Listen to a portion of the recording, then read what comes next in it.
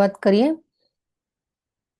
તો શ્રી શ્રી રાધા ગોવિંદાના ચરણોમાં પ્રણામ કરીએ અને એમના આશીર્વાદ લઈએ અને ઇસ્કોન કુલાઈ મેંગ્લોરથી ચાલતા ક્લાસમાં આપના બધાનું સ્વાગત છે. હરે કૃષ્ણ સર્વેને. અને ભગવાનને પ્રાર્થના કરી ગુરુના આશીર્વાદ લઈ અને આપણે શરૂઆત કરીએ. ઓમ અજ્ઞાનતિમિરાન્ધસ્ય જ્ઞાનાંજન શલાકયા ચક્ષુરુન્મિલિतं येन તસ્મૈ શ્રી ગુરવે નમઃ. શ્રી ચૈતન્ય મનોભીષ્ટં સ્થાપિतं येन ભૂતલે સ્વયં રૂપः કદા મह्यं દદાતિ સ્વપદાન્તિકં. વંદેહં શ્રીગુરો શ્રીયુતપદકમलं શ્રીગુરૂन् વૈષ્ણવાંશ્ચ શ્રીરૂપं સાગ્રજાतं સહગણ રઘુનાથાન્વિतं तं સજીવં સાદ્વૈतं સાવધૂतं પરિજનસહિतं કૃષ્ણ ચૈતન્યદેવં શ્રી રાધા કૃષ્ણપાદાન સહગણ લલિતા શ્રી વિશાખાન્વિતાંશ્ચ. હે કૃષ્ણ કરુણા સિંધો દીનબંધો જગત્પતે ગોપેશ ગોપિકાકાંત રાધાકાંત નમોસ્તુતે. તપ્ત કાંચન ગૌરાંગી રાધે વૃંદાવનેશ્વરી વૃષભાનુસુતે દેવી પ્रणमामि હરિપ્રિયે. વાંછાકલ્પતરુભ્યશ્ચ કૃપા સિંધુભ્ય એવ ચ પતિતાનાં પાવનેભ્યો વૈષ્ણવેભ્યો નમો નમઃ. શ્રી કૃષ્ણ ચૈતન્ય પ્રભુ નિત્યાનંદ શ્રી અદ્વૈત ગદાધર શ્રી વાસાદિ ગૌર ભક્ત વૃંદ. બધા સાથે બોલશું મંત્ર. હરે હરે કૃષ્ણ કૃષ્ણ હરે હરે કૃષ્ણ કૃષ્ણ કૃષ્ણ કૃષ્ણ હરે હરે હરે હરે હરે હરે રામ રામ હરે હરે રામ રામ રામ રામ રામ હરે હરે. હરે કૃષ્ણ હરે સર્વને દંડવત પ્રણામ હરે બધાને. કૃષ્ણ માતાજી દંડવત. હરે રામ હરે કૃષ્ણ માતાજી. સ્ક્રીન છે ને પોઝ થઈ ગઈ છે, તમે શેર કરી છે ને સ્ક્રીન ની? મેં ચેન્જ કરી તો નથી આવી રહ્યું. ના આવી તો માતાજી, રહ્યું છે માતાજી, પણ પોઝ બતાવે છે. ખાલી અચ્છા. આપણા રાધાકૃષ્ણનો ફોટો જ દેખાઈ રહ્યો છે. હવે મેં ચેન્જ કર્યું, દેખાય છે. ના માતાજી, ના માતાજી, તમારાથી કદાચ છે ને પોઝ થઈ ગઈ છે સ્ક્રીન, એટલે હું ત્યાં અટકી ગઈ છે એમ. અચ્છા, તો એ પાછું કેવી રીતે કરવાનું? સ્ટોપ શેરિંગ કરીને પાછું સ્ક્રીન શેર કરો માતાજી. અચ્છા, ઓકે.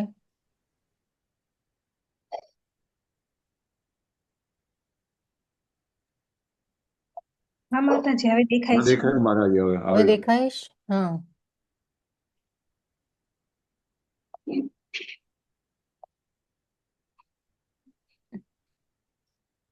હવે દેખાય બરાબર સ્ક્રીન. હા માતાજી. હા માતાજી, ઓકે. હા, ધન્યવાદ બધાનો. ઓકે.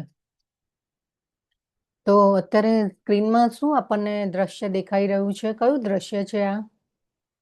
હરે કૃષ્ણ. ભગવાને માટી ખાધી હતી ત્યારનું દ્રશ્ય, હા, વિશ્વરૂપનું દર્શન કરાવે છે માતાજી યશોદા માતા. વિશ્વરૂપનું દર્શન. યસ, ખૂબ સુંદર. હા, આ તો બધાને ખ્યાલ હશે કે ભગવાને યશોદા માતાને બ્રહ્માંડનું એમના મુખમાં બ્રહ્માંડનું દર્શન કરાવ્યું. ખૂબ સુંદર દ્રશ્ય છે. કેટલું સુંદર લાગી રહ્યા છે ને ભગવાન. આપણને જોઈને પણ આમ જેને કહેવાય ને કે આમ ભગવાન ઉપર વાલ આવે, પ્રેમ આવે. હે? ખૂબ સુંદર દ્રશ્ય છે. તો આજના અધ્યાયનું નામ છે વિશ્વરૂપ દર્શન. થોડું કાલના અધ્યાયનું આપણે પુનરાવર્તન કરી લઈએ. કાલનું અધ્યાયનું નામ શું હતું? હરે કૃષ્ણ. કાલના અધ્યાયમાં આપણે શું શીખ્યા હતા? જે નવા પાર્ટિસિપન્ટ છે બધા, એ પણ અનમ્યુટ કરીને બોલી શકે છે. ગઈકાલના અધ્યાયનું નામ શું હતું? પરમેશ્વરનું ઐશ્વર્ય. યસ, ખૂબ સુંદર પ્રિન્સી માતાજી. પરમેશ્વરનું ઐશ્વર્ય. તો આપણે ભગવાને કયા કયા ઐશ્વર્યોને બતાવ્યા? કોઈને યાદ છે? આપણે કાલે બહુ બધી ચર્ચા કરી હતી ઐશ્વર્યની. તો કયા કયા ઐશ્વર્યો બતાવ્યા હતા ભગવાને? કોઈને કાંઈ યાદ હોય તો બોલી શકે છે. ઓકે, રિપીટર્સ બોલી શકો છો. હરે કૃષ્ણ. રિપીટર્સ બહુ બધા છે આજના ક્લાસમાં. કાલના 10મા અધ્યાયમાં ભગવાને કઈ કઈ વિભૂતિઓનું દર્શન કરાવ્યું? હા, પર્વતોમાં શક્તિ, સૌંદર્ય. હા, યસ. કીર્તિ, હા, એ બધા જે ઐશ્વર્યો છે એ ભગવાને કીધું કે એ બધા સ્ત્રી જાતિના છે. કીર્તિ, લક્ષ્મી, વાણી, હા, એ બધા જે ઐશ્વર્યો છે એ શું કીધું? સ્ત્રીઓમાં હું કીર્તિ, લક્ષ્મી, વાણી, એ બધું જે 6 એ 6 કીધા ભગવાને ઐશ્વર્ય, એ બધા સ્ત્રી જાતિના છે. આપણે કહીએ છીએ ને કીર્તિ કેવી, લક્ષ્મી, હા, પછી વાણીને આપણે કેવો કહીએ છીએ, વાણીને કેવો આપણે કહીએ, વાણી કેવી હોવી જોઈએ, આપણે કેવી શબ્દ વાપરીએ છીએ, બરાબર ને? તો એ બધા જે ઐશ્વર્યો છે એ સ્ત્રી જાતિના છે, એટલા માટે ભગવાને કીધું છે. ઓકે, બીજા બધાને કંઈ બોલવું છે? હા, ગામમાં સુરભી, હાથીમાં એરાવત ભગવાન. હા, યસ, ખૂબ સુંદર માતાજી. તો ભગવાને ગઈકાલે આપણને ઐશ્વર્યનું દર્શન કરાવ્યું. હવે આજના અધ્યાયમાં ભગવાન એનું એકચ્યુઅલ પ્રોપર દ્રશ્ય બતાવવાના છે અર્જુનજીને. તો ગઈકાલના 10મા અધ્યાયમાં આપણે છેલ્લે ભગવાને કહ્યું કે 42મા શ્લોકમાં શું કીધું ભગવાને? હે અર્જુન, હું તો મારા એક ખાલી અંશ માત્રથી આ સમગ્ર બ્રહ્માંડને વ્યાપીને તેને ધારણ કરું છું. આખા બ્રહ્માંડમાં હું વ્યાપ્ત છું, એવું ગઈકાલે છેલ્લા શ્લોકમાં ભગવાને કહ્યું હતું. આપણે સમજ્યા હતા. તો એ જે એક અંશ માત્ર જે છે એ કયો અંશથી ભગવાન બ્રહ્માંડને વ્યાપ્ત કરે છે અને આખા બ્રહ્માંડમાં વ્યાપ્ત થાય છે? આપણે ચર્ચા કરી હતી. કયા વિષ્ણુ? મહાવિષ્ણુ, ગર્ભોદક્ષાયી વિષ્ણુ કે ક્ષીરોદક્ષાયી? હા, ક્ષીરોદક્ષાયી વિષ્ણુ. હા, તો એ પરમાત્મા રૂપી અંશ દ્વારા બ્રહ્માંડમાં ભગવાન સર્વ વ્યાપક બને છે, અણુ અને પરમાણુમાં વ્યાપ્ત થાય છે. એટલે ગઈકાલના છેલ્લા શ્લોકમાં ભગવાને કહ્યું હતું કે હું ખાલી મારા એક અંશ માત્રથી હું વ્યાપ્ત થાઉં છું. બોલો, ભગવાન કીધું ખાલી અંશ, અને ભગવાનનું તો પછી ભગવાનનો એક અંશ આટલી શક્તિ બતાવી શકે છે, બ્રહ્માંડને ધારણ કરી શકે છે, તો ભગવાન કેટલા અનંત શક્તિશાળી હશે, વિચારો. અને આપણે ગોલોક ચાર્ટમાં પણ જોયું કે ભગવાનમાંથી તો અનંત બ્રહ્માંડો જ્યારે શ્વાસ ભગવાન છોડે છે ત્યારે બહાર આવે છે. તો આમ આપણે કહીએ ને કે આમ ઓલો રાઈ હોય ને, રાઈ આપણી ગૃહિણીઓને ખબર હશે રાઈ શું છે. એ રાઈનો મોટો કોથળો ભર્યો હોય, તો એક રાઈનો દાણો બહાર આવી જાય તો જાણે કંઈ લાગે જ નહીં. તો ભગવાન માટે તો આ બધા બ્રહ્માંડો એક રાઈના દાણા બરાબર છે. એટલા અસંખ્ય અનંત બ્રહ્માંડો છે. અને એવું નથી ખાલી ભૌતિક જગતમાં, આધ્યાત્મિક જગતમાં પણ એટલા જ અનંત આકાશમાં વૈકુંઠના લોક છે. અને એ લોકમાં પણ પાછા અલગ અલગ ગ્રહો, અલગ અલગ આ બધા બ્રહ્માંડો યુનિવર્સમાં. તો અર્જુનજીએ વિચાર્યું કે તમે સર્વ વ્યાપક છો. ભગવાને કહ્યું કે હું સર્વ વ્યાપક છું ખાલી મારા એક અંશ માત્રથી. તો કેવી રીતે સર્વ વ્યાપક છે ભગવાન, એ જોવા માંગતા હતા અર્જુનજી. અને આ અધ્યાયની શરૂઆત થાય છે. તો અર્જુનજીની પ્રાર્થનાથી કે મને તમારું વિશ્વરૂપ બતાવો, અને એ પ્રાર્થનાથી શરૂઆત થાય છે આ અધ્યાયની. તો 1 થી 8 શ્લોકમાં ભગવાનને વિનંતી કરે છે વિશ્વરૂપ બતાવવા માટે. ભગવાન શરૂઆત કરે છે બતાવવાની 1 થી 8 શ્લોકમાં. એ પછી 9 થી 31 શ્લોકમાં સંજયજી વર્ણન કરે છે ધૃતરાષ્ટ્રને કે તે અર્જુનજીએ વિશ્વરૂપમાં શું દેખાઈ રહ્યું છે અર્જુનજીને. એ સંજયજી ધૃતરાષ્ટ્રને વર્ણન કરે છે 9 થી 31 શ્લોકમાં. એ પછી 32 થી 34 શ્લોકમાં ખૂબ મહત્વના છે.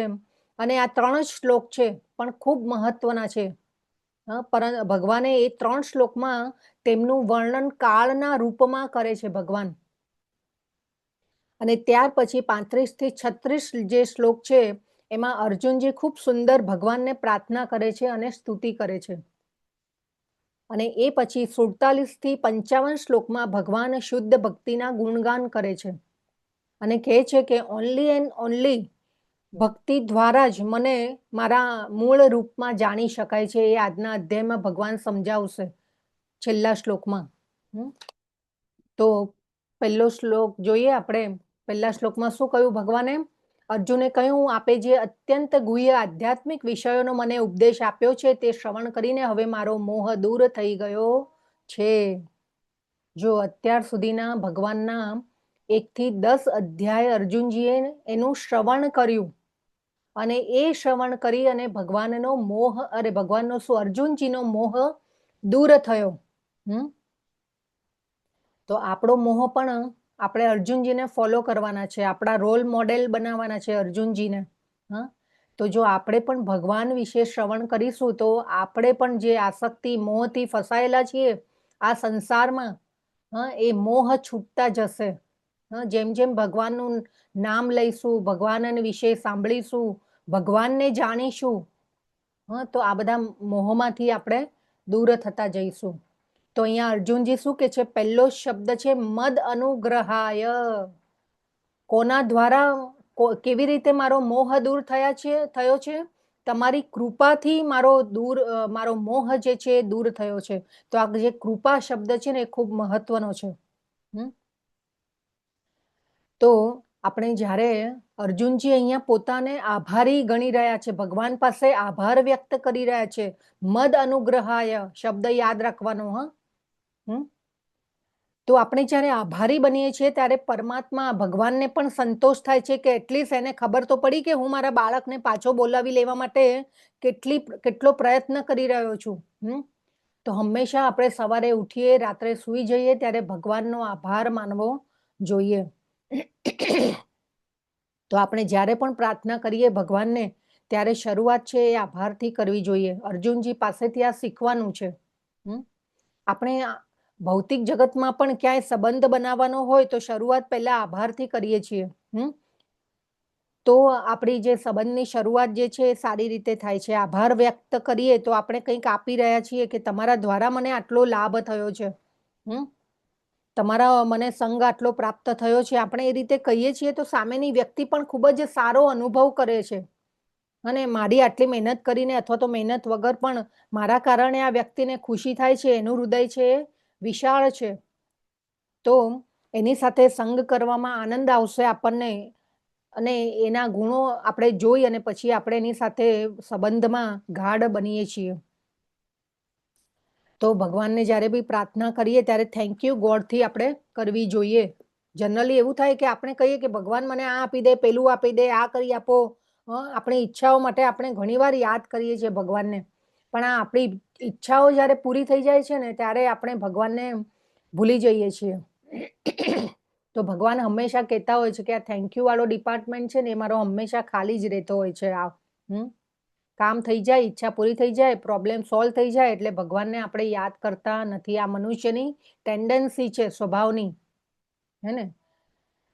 તો આપણે ભગવાનને આભાર પ્રગટ કરવો જોઈએ કે હે ભગવાન, તે મને નવો દિવસ બતાવ્યો, આ દિવસમાં તારું નામ લેવાનો મને તે ચાન્સ આપ્યો, નવો અવસર આપ્યો, ફરીથી હું તમને વધારે યાદ રાખવાનો પ્રયત્ન કરીશ, એવી પ્રાર્થના કરવી જોઈએ. તો પહેલા શ્લોકમાં અર્જુનજી આ ભગવાનની કૃપાનો સ્વીકાર કરે છે. ભગવાનની કૃપાને ઓળખવી એ ખૂબ મહત્વનું છે. ઘણીવાર આપણે ભગવાનની કૃપાને સમજી નથી શકતા. હંમેશા આપણે ભગવાન પાસે માંગતા રહીએ છીએ. આ શ્લોક ખૂબ જ મહત્વનો છે એટલે આપણે એના ઉપર ભાર મૂકીએ છીએ. તો કેટલી કૃપા કરી છે ભગવાને આપણે સમજી શકતા નથી. કૃપા કરી છે ભગવાને તો એમનું નામ લઈ રહ્યા છીએ, આપણે એમનું દર્શન કરી શકીએ છીએ. નહીં તો આ આપી દો, પેલું આપી દો, હજી આ પ્રાપ્ત નથી થયું, આ જોઈએ છે. પરંતુ ભગવાને કેટલી કૃપા કરી છે ભગવાને એ આપણે સમજી શકતા નથી. અરે કોઈ ભક્તિમાં નથી તોય એના ઉપર પણ કૃપા છે ભગવાનની. આપણે શ્વાસ લઈ રહ્યા છીએ, ખાઈએ છીએ, પીએ છીએ, જીવી રહ્યા છીએ, તો એ કૃષ્ણની કૃપાથી થઈ રહ્યું છે. આ અર્જુનજી ઓળખી ગયા છે આ વસ્તુને, એટલા માટે ભગવાનને કહી રહ્યા છે કે તમારી કૃપાથી જ મારો મોહ નષ્ટ થયો છે. ગઈકાલના અધ્યાયમાં એમને જાણી લીધું છે કે ભગવાન પરમ બ્રહ્મ છે, પરમ ધામ છે, પુરુષોત્તમ છે. એ વાતનો એમને સ્વીકાર કર્યો ભગવાન પાસે કે તમે જ પરમ બ્રહ્મ છો અને પરમ સત્ય છો. ભગવાનને અત્યાર સુધી એમના મિત્ર અને સખા તરીકે એમનો વ્યવહાર થતો હતો. પરંતુ 7મા અધ્યાયમાં ભગવાને એમની શક્તિઓનો પરિચય કરાવ્યો, 10મા અધ્યાયમાં વિભૂતિઓનો પરિચય કરાવ્યો, એને પછી ભગવાન સામે એમને સ્વીકાર પણ કર્યો કે તમે જ પરમ સત્ય છો. તો એમનો જે મિત્ર અને સખા તરીકેનો વ્યવહાર હતો એ થોડો ચેન્જ થયો છે. અને આજના અધ્યાયમાં તો ટોટલી વિશ્વરૂપનું દર્શન કરીને તો આખો જેને એમને કહેવાય ને કે એમને પશ્ચાતાપ થશે. આપણે આગળ જોઈશું શ્લોકમાં. તો જેમ જેમ આપણે પણ ભગવાનના વિષયમાં જાણીશું એમ આપણે પણ મોહમાયાની જંજાળમાંથી બહાર નીકળીશું, જેવી રીતે અર્જુનજી બહાર આવ્યા છે.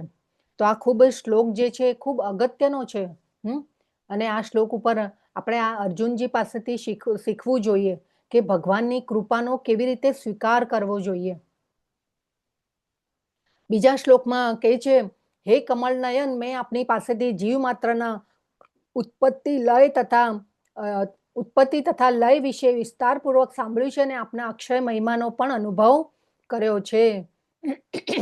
તો ભગવાને શું કહીને સંબોધન કર્યું અહીંયા? કમલપત્રાક્ષ. કમલપત્રાક્ષ કેમ? જો અહીંયા નામનું પણ સંબોધન જે કરે છે અર્જુનજી અને ભગવાન બંને એકબીજાને જે સંબોધન કરે છે એના પાછળ પણ મહત્વ છે. અહીંયા કેમ કમળનયન કરીને બોલાવ્યા ભગવાનને? હરે કૃષ્ણ. કોઈને ખ્યાલ આવે છે? કોઈને કઈ કહેવું છે એના વિશે? કેમ કમલપત્રાક્ષ કહીને સંબોધન કર્યું? એમની આંખો કમળ જેવી છે. હા, ખૂબ સુંદર માતાજી. યસ. પછી બીજા કોઈને કઈ? યસ, આરાધિકા માતાજી. હરે કૃષ્ણ માતાજી. ભગવાનનું સમગ્ર જ કમળ જેવું છે, જેવું કે મુખ કમળ, ચરણ કમળ, હસ્ત કમળ. એટલા માટે ભગવાનના બધા જ એને કમળના એનાથી જ ઉપમા આપીને ઓળખાય છે. હા, પણ એ ઉપમા કેમ અપાય છે? હા, યસ, બીના માતાજી. એક વખત વિષ્ણુ ભગવાન શંકર ભગવાનની આરાધના કરતા હતા અને કમળ પત્ર ચડાવતા હતા ભગવાનને. કમળનું અભિષેક કરતા હતા કમળથી. એમાં 1000 વખત કમળનો અભિષેક કરવાનો હોય છે. એમાં એક કમળ ઘટે છે અને ભગવાન પોતાની આંખ કાઢી અને શંકર ભગવાનને સમર્પિત કરે છે એઝ એ કમળ. એટલા માટે ભગવાનના નહીં માતાજી, નહીં. હરે કૃષ્ણ માતાજી. એ કોઈ બીજા કમળ એટલા માટે કે કમળ કેવું કે પાણીમાં અને કાદવમાં રહીને છતાં એને સ્પર્શ નથી થતું, તેવી રીતે ભગવાન પણ આ ભૌતિક જગતને સ્પર્શ નથી કરતા. યસ, ભગવાન દિવ્ય છે. હા, યસ, ખૂબ સુંદર આરાધિકા માતાજી. તો જો આખો 1 થી 9 અધ્યાય અર્જુનજી સમજ્યા ભગવાન પાસેથી. અને એ અધ્યાય સમજી અને ભગવાનને સમજીને આ વસ્તુ સમજ્યા ભગવાન કે ભગવાન આ ભૌતિક જગતમાં સર્વવ્યાપક છે, પરંતુ આ ભૌતિક જગતથી ભગવાન જે છે અલિપ્ત રહે છે. ત્રણેય ગુણોથી પર છે. ભગવાન વિશુદ્ધ સત્વમાં છે. ભગવાનની પ્રકૃતિ દિવ્ય છે. એટલા માટે જેમ આરાધિકા માતાજીએ કીધું કે કમળ જે છે કાદવ અને કીચડમાં રહે છે, પરંતુ કાદવ અને કીચડને સ્પર્શ કરતું નથી. તમે કમળના પાંદડાને જોયું હશે. કમળનું પાંદડું અને કમળના જે પંખુડીઓ હોય ને એના ઉપર પાણીનું એક ડ્રોપ મૂકવામાં આવે ને તો એ તરત સરકીને જતું રહેશે પાણી. એના ઉપર રહી અને એને ચીપકી નહીં જાય. આ કમળનો સ્વભાવ છે. એટલા માટે અહીંયા કમલ પત્રાક્ષ કહીને સંબોધન કર્યું છે. અને ભગવાનને હંમેશા કમળની સાથે સરખાવવામાં આવે છે. અને જે બ્રહ્માજીનો ઉત્પત્તિ થઈ એ પણ કમળ ઉપર ઉત્પત્તિ થઈ છે. એટલે કમળ જે છે એ ભગવાન અને આપણા માટે પણ વિશેષ છે. ભગવાનને જ્યારે આપણે ફૂલોમાં પણ કમળ ચડાવીએ ને ત્યારે ભગવાન પ્રસન્ન થાય. તો આ અધ્યાયમાં કહ્યું કે હું આ સંપૂર્ણ ભૌતિક બ્રહ્માંડની ઉત્પત્તિ અને પ્રલયનું કારણ છું. અહમ સર્વસ્ય પ્રભવો પહેલા પણ કહ્યું હતું ભગવાને મત્ત સર્વ પ્રવર્તતે. તો આ ભૌતિક જગત ભગવાનથી જ ઉત્પન્ન થયેલું છે, પરંતુ ભગવાન આ ભૌતિક જગતથી અલિપ્ત રહે છે. એટલા માટે કમળના વિશે આપણને સમજવાનું છે કે કમલ પત્રાક્ષ. તો હવે પછીનો જે શ્લોક છે કમલ પત્રાક્ષ, આપણે બી ક્યારેક સંબોધન ભગવાનને આપણે જ્યારે પ્રાર્થના કરીએ તો આપણે કહી શકીએ ભગવાનને પણ આ રીતે પ્રાર્થના કરી શકીએ. ત્રીજા શ્લોકમાં કહે છે કે હે પુરુષોત્તમ, હે પરમેશ્વર, હું આપને સ્વયં આપના જણાવ્યા પ્રમાણેના આપના વાસ્તવિક રૂપને મારી સમક્ષ જોઈ રહ્યો છું. તેમ છતાં આપ આ દ્રશ્ય જગતમાં કેવી રીતે પ્રવેશ્યા છો એ જોવાની મારી ઈચ્છા છે. આપના એ સ્વરૂપના હું દર્શન કરવા ઈચ્છું છું. તો હવે અર્જુનજી વિનંતી કરી રહ્યા છે આ શ્લોકમાં ભગવાનને કે હું તમારું વિશ્વરૂપ જોવા ઈચ્છું છું. દ્રશ્ય જગત એટલે કે આ બ્રહ્માંડ જે છે, આપણે આ જ્યાં રહી રહ્યા છીએ, આપણને પ્રકૃતિ આપણે દેખાઈ રહી છે, તો એને દ્રશ્ય જગત કહેવાય. તો આ બ્રહ્માંડમાં તમે કેવી રીતે પ્રવેશ કર્યો છે એ મારું જોવાની ઈચ્છા છે, અને વિનંતી કરી રહ્યા છે ભગવાનને. અને ચોથા શ્લોકમાં કહે છે કે હે પ્રભુ, હે યોગેશ્વર, જો હું આપને આપના વિશ્વરૂપના દર્શનનો અધિકારી લાગતો હોઉં તો કૃપા કરીને મને આપના એ અનંત વિશ્વરૂપના દર્શન આપો. જો અહીંયા પાછા ભગવાનને શું કહીને બોલાવ્યા? યોગેશ્વર. અને પાછો જો આ પણ એક બહુ મોટો પોઈન્ટ છે. કેટલો મોટો પોઈન્ટ છે કે યોગ્ય લાગતો હોઉં ને તો મને બતાવો. તો એમાંથી અત્યારે અર્જુનજીની નમ્રતા પ્રગટ થાય છે. આપણે જેની પાસે માંગી રહ્યા છીએ એને મોકળાશ આપી છે કે ડિસિઝન ભગવાન તમારું છે. તમારે બતાવવું કે નહીં બતાવવું એ તમારા હાથમાં છે. હું યોગ્ય લાગતો હોઉં, તમને કેપેબલ લાગતો હોઉં તો તમે બતાવો. પહેલા શ્લોકમાં કહ્યું મદ અનુગ્રહાય, અને આજના શ્લોકમાં કીધું કે યોગ્ય લાગતો હોવ તો મારી યોગ્યતા હોય તો બતાવો. તો જો સંબંધમાં આવી સ્વતંત્રતા હોય ને તો આપણે માંગી શકીએ અને આપી શકીએ. આપણે પણ જો ભગવાન પાસે માંગીએ તો ભગવાન તમારી ઈચ્છા હોય એમ કરો. મને લાગે છે કે આમ થાય તો સારું. આપણે ક્યારેક આપણા માટે માંગવું પણ હોય ને ભગવાન પાસે. જો ભગવાન પાસે માંગવામાં કોઈ દોષ નથી. ઘણીવાર ઘણા લોકો કહેતા હોય છે કે ભગવાન પાસે કઈ માંગવું જ ન જોઈએ, બરાબર? પરંતુ આપણા પિતા છે, આપણા માતા છે ભગવાન. આપણે એમના સંતાનો છીએ. તો આપણે ભગવાન પાસે નહીં માંગીએ તો કોની પાસે માંગી શકીશું? તો ક્યારેક આપણે એવા પ્રોબ્લેમ આવે જીવનમાં, દુઃખી હોઈએ, કંઈ પ્રોબ્લેમ આવ્યા હોઈએ, ત્યારે ભગવાનને પ્રાર્થના કરવી જોઈએ. એમાં કંઈ ખોટું નથી. પરંતુ કઈ રીતે પ્રાર્થના કરવી જોઈએ એ આજના શ્લોકમાં અર્જુનજી પાસેથી શીખવાનું છે. કે ભગવાન તમારી ઈચ્છા હોય એમ કરજો. મને લાગે છે કે આમ થાય તો સારું, પણ તમને યોગ્ય લાગે તો આ વસ્તુ કરજો. આવું થાય તો આ સંબંધ જે છે એ આપણો અને ભગવાનનો સંબંધ ગાઢ થાય. ભગવાને આપણને થોડી સ્વતંત્રતા આપી છે, પણ સ્વતંત્રતા શેમાં આપી છે? કર્મ કરવામાં આપી છે. પરંતુ એ કર્મો પણ આપણા જો જ્યારે ભગવાનને સેન્ટરમાં રાખીને થાય છે ત્યારે આપણે ખૂબ સુંદર રીતે આપણું જીવન ચાલે છે. તો અહીંયા અર્જુનજીએ આદેશ નથી આપ્યો, ભગવાનને એમની નમ્રતા પ્રગટ કરી છે. ભગવાન જે છે એ આપણા આદેશવાહક નથી. ઘણા લોકો આવી રીતે જેને કહેવાય ને કે ઓર્ડર કરતા હોય છે કે ભગવાન જેવું કઈ છે તો દેખાતા કેમ નથી તમારા ભગવાન? બોલાવો તમારા ભગવાનને.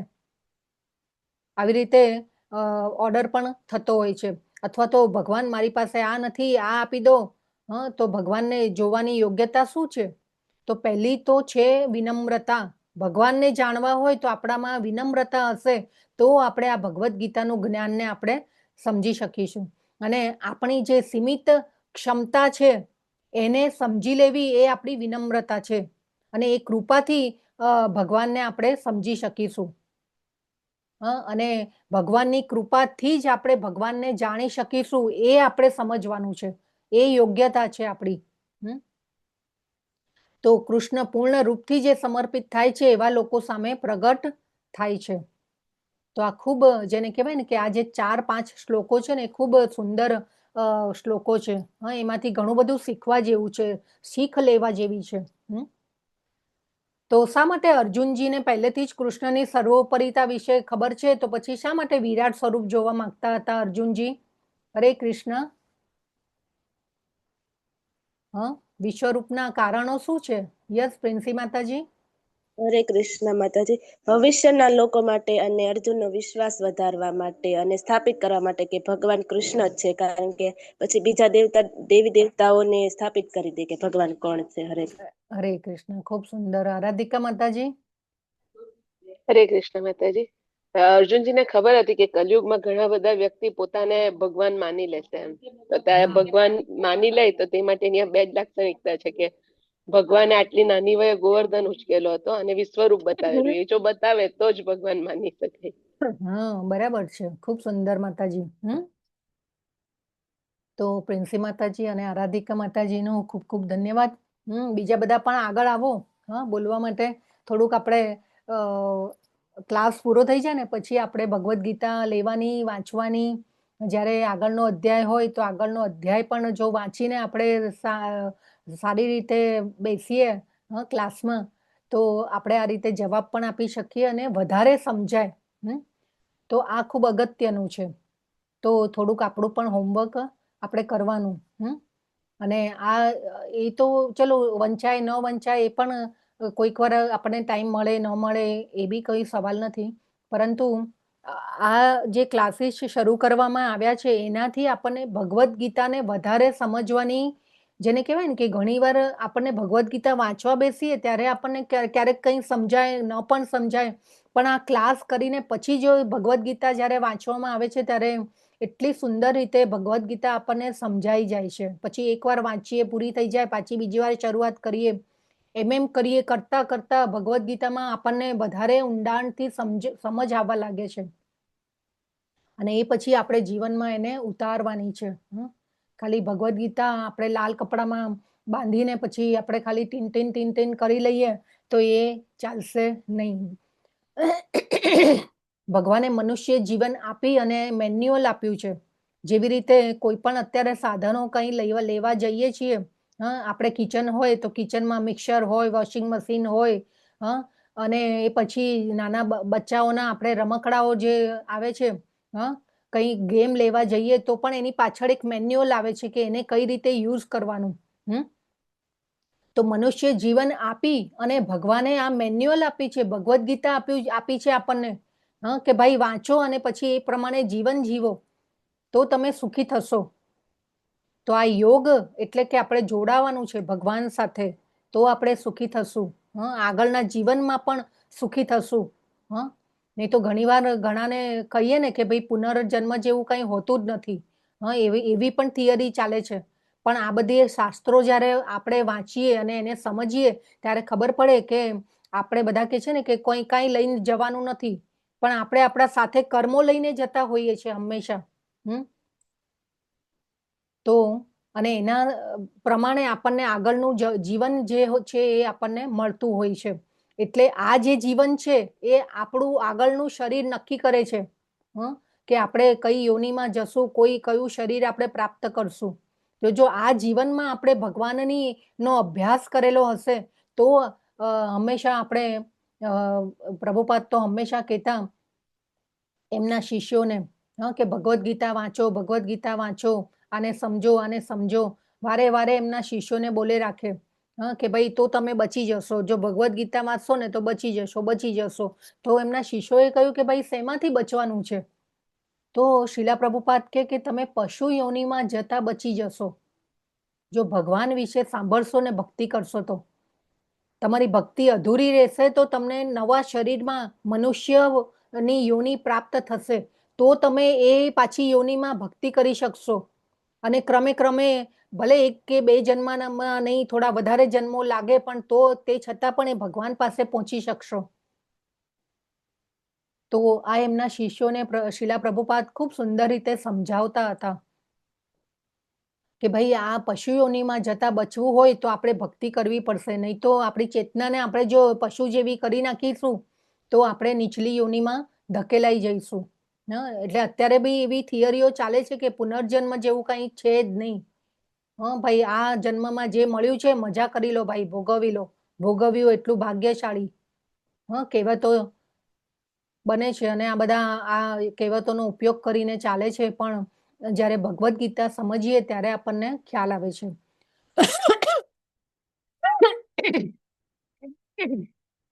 તો અર્જુનજીના વિશ્વાસને વધારવા માટે, અર્જુનજીને તો વિશ્વાસ હતો જ ઓલરેડી, કે ભગવાન પરમ બ્રહ્મ છે, પણ અર્જુનજી પણ એ ઈચ્છતા હતા કે આવનારી પેઢીઓ જાણે કે ભાઈ આ જ ભગવાન છે, શ્રી કૃષ્ણ જ પરમ બ્રહ્મ છે, પરમ સત્ય છે.